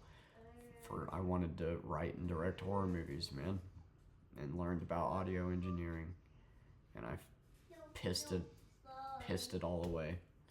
I got a free ride for being homeless and not having parents, basically. Then I moved up to Memphis for a little bit and got a job at FedEx loading trucks. That was the hardest job I've ever had. I worked the night shift, midnight shift. Those gloves that you saw me wearing the other day, I had at work, and like compression sleeves and shit because I had a little scanner on my arm that caused blisters. And it was like going to the gym, but the problem was you only had 4-hour shifts because of how hard the job was. And little me is over here picking up 100-pound things non-stop. My job was to grab the things from the line, put it on the roller to be loaded into the truck. And a lot of shit comes at once. And so if you got like 5 packages that are 100 pounds, you gotta pick them up. You would basically be assigned a section, and you would have 5 different trailers that you would have to grab from the belt, put on the line. And if you got backed up, it would all get backed up on a net and fuck up. But it was actually good. Like, that position was given to good workers. In orientation, there were 40 people there. I was the last one standing. I worked there for 6 months. 3 months. It's 3 to 6 months. But the 4-hour shifts for $12.50 an hour just weren't enough. And so I started working for Stanley Steamer with my carpet cleaning experience. And that just wasn't enough either. I was working 12-hour days, getting up at 5 a.m., just got my new car, and it just wasn't enough money. And then I moved back down here to stay with John again. During this time,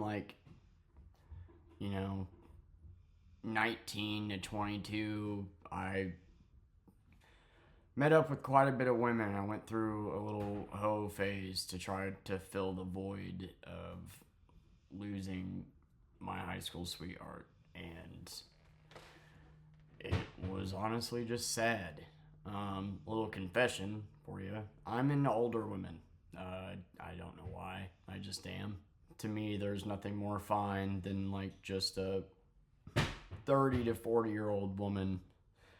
Just a sexy cougar, dude. And I'm not talking about your plastic monstrosities on MILF Manor. I'm talking just like a fine middle-aged woman. I don't know. So in my 20s, I actually hooked up with a lot of older women, and just, women in general, to try to fill this void, through drugs, through women, through whatever. I felt like I had nothing to live for. I had no family, no sense of direction, and was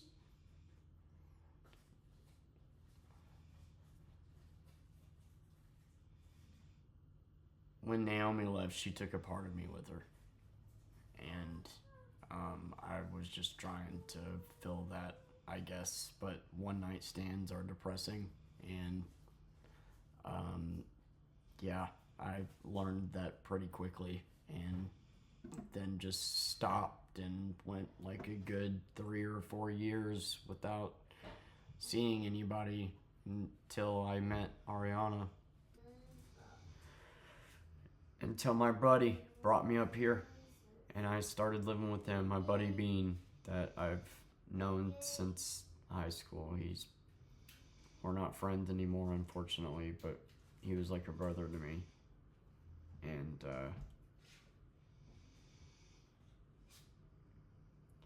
then I met Ariana. Me being his girlfriend, and Ariana went out for her 21st, and I took her out, and we bar hopped.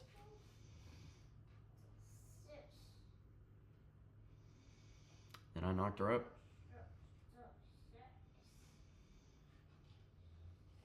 And then I got sober.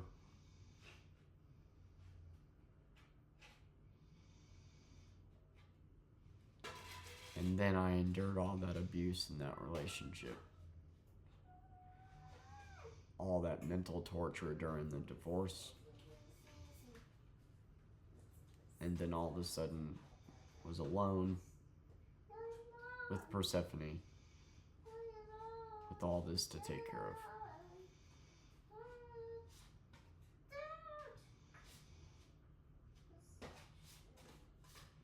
And that's my life. That's my childhood. I didn't have one. And that's why I fought so hard to get Persephone, because as long as there is breath in my body, I will make sure that she gets to stay as young as she can for as long as she can. Because it's not fair that I'm sitting here telling you all this and I can't even remember the ages of when what happened. 8 to 14 is such a blur because of how many times we moved, how many times we did this, and the first 5 years were fine. Then when my mom and dad got divorced, everything just went to shit, and everything stayed shitty till we had a brief good period, and then back to shit. And my mom had a stroke last year. Now she's in a wheelchair. She can't talk. Never met my dad. He messaged me when I was 18. Telling me all this stupid shit, and I told him that I would entertain the idea of maybe talking to him, but I needed to think about it, and then he went to jail for beating his new girlfriend. That's my dad.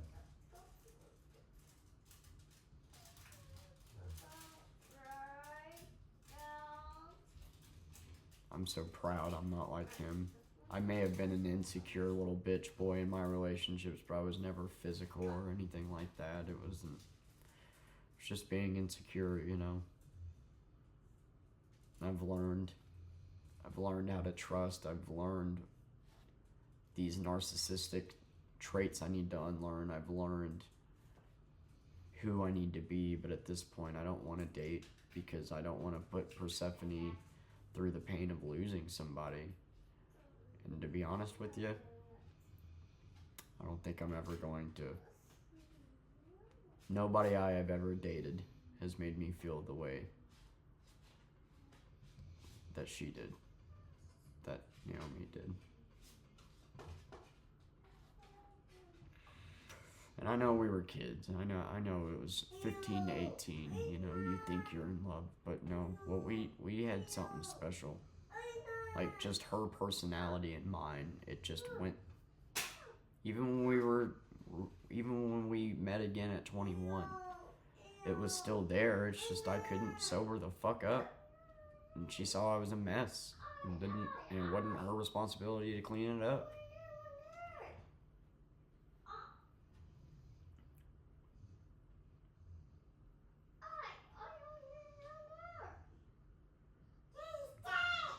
I know this video is long, but this is my whole life story. It's all out there now. It's a fucking miracle that I'm here. It's a miracle that I'm sober. And it's a miracle that I'm nothing like my parents.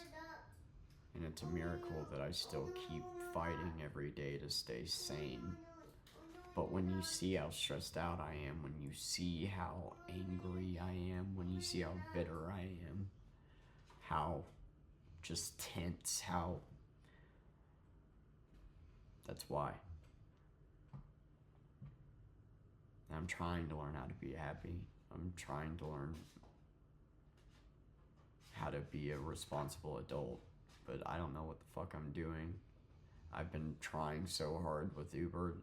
I got thrown into this position and I tried making the best of it and pivoted, and Uber just fucked me over.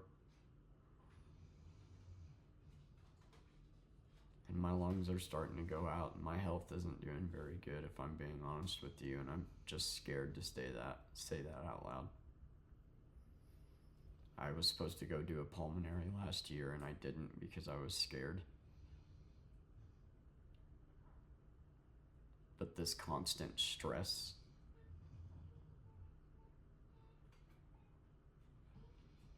I'm not gonna see 50 if I keep going the way that I am. And I need to see 50 because I'm all this little girl's got. And I feel so bad about that. She doesn't have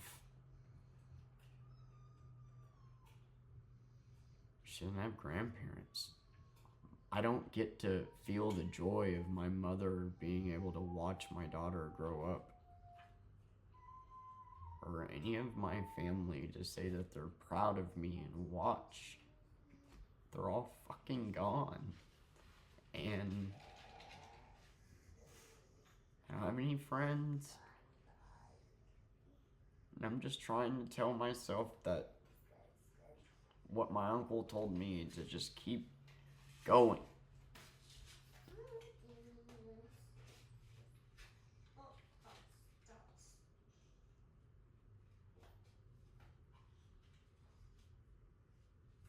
You guys are awesome. Each and every one of you. If somehow you're still here, you've made it this far in this video, I hope you know that you can do anything that you set your mind to. Anything. No matter how hard life gets, no matter how much you want to run your car into a tree, no matter how much pain you might be in this moment, you can get through it. It just takes time, it just takes determination and pure stubbornness to not let life beat the kindness out of you. Because that's what it's trying to do to me. And that's why I make these videos, is to leave that little piece of whatever the fuck is left of me here. So if anything ever happens to me, my daughter can watch. You guys mean the world, and this is my only chance, you know? But I can't just keep making poor me content. This is gonna be my last trauma dumping video. My whole life story is on here now, and it's a crazy one. And it's just, always keep going.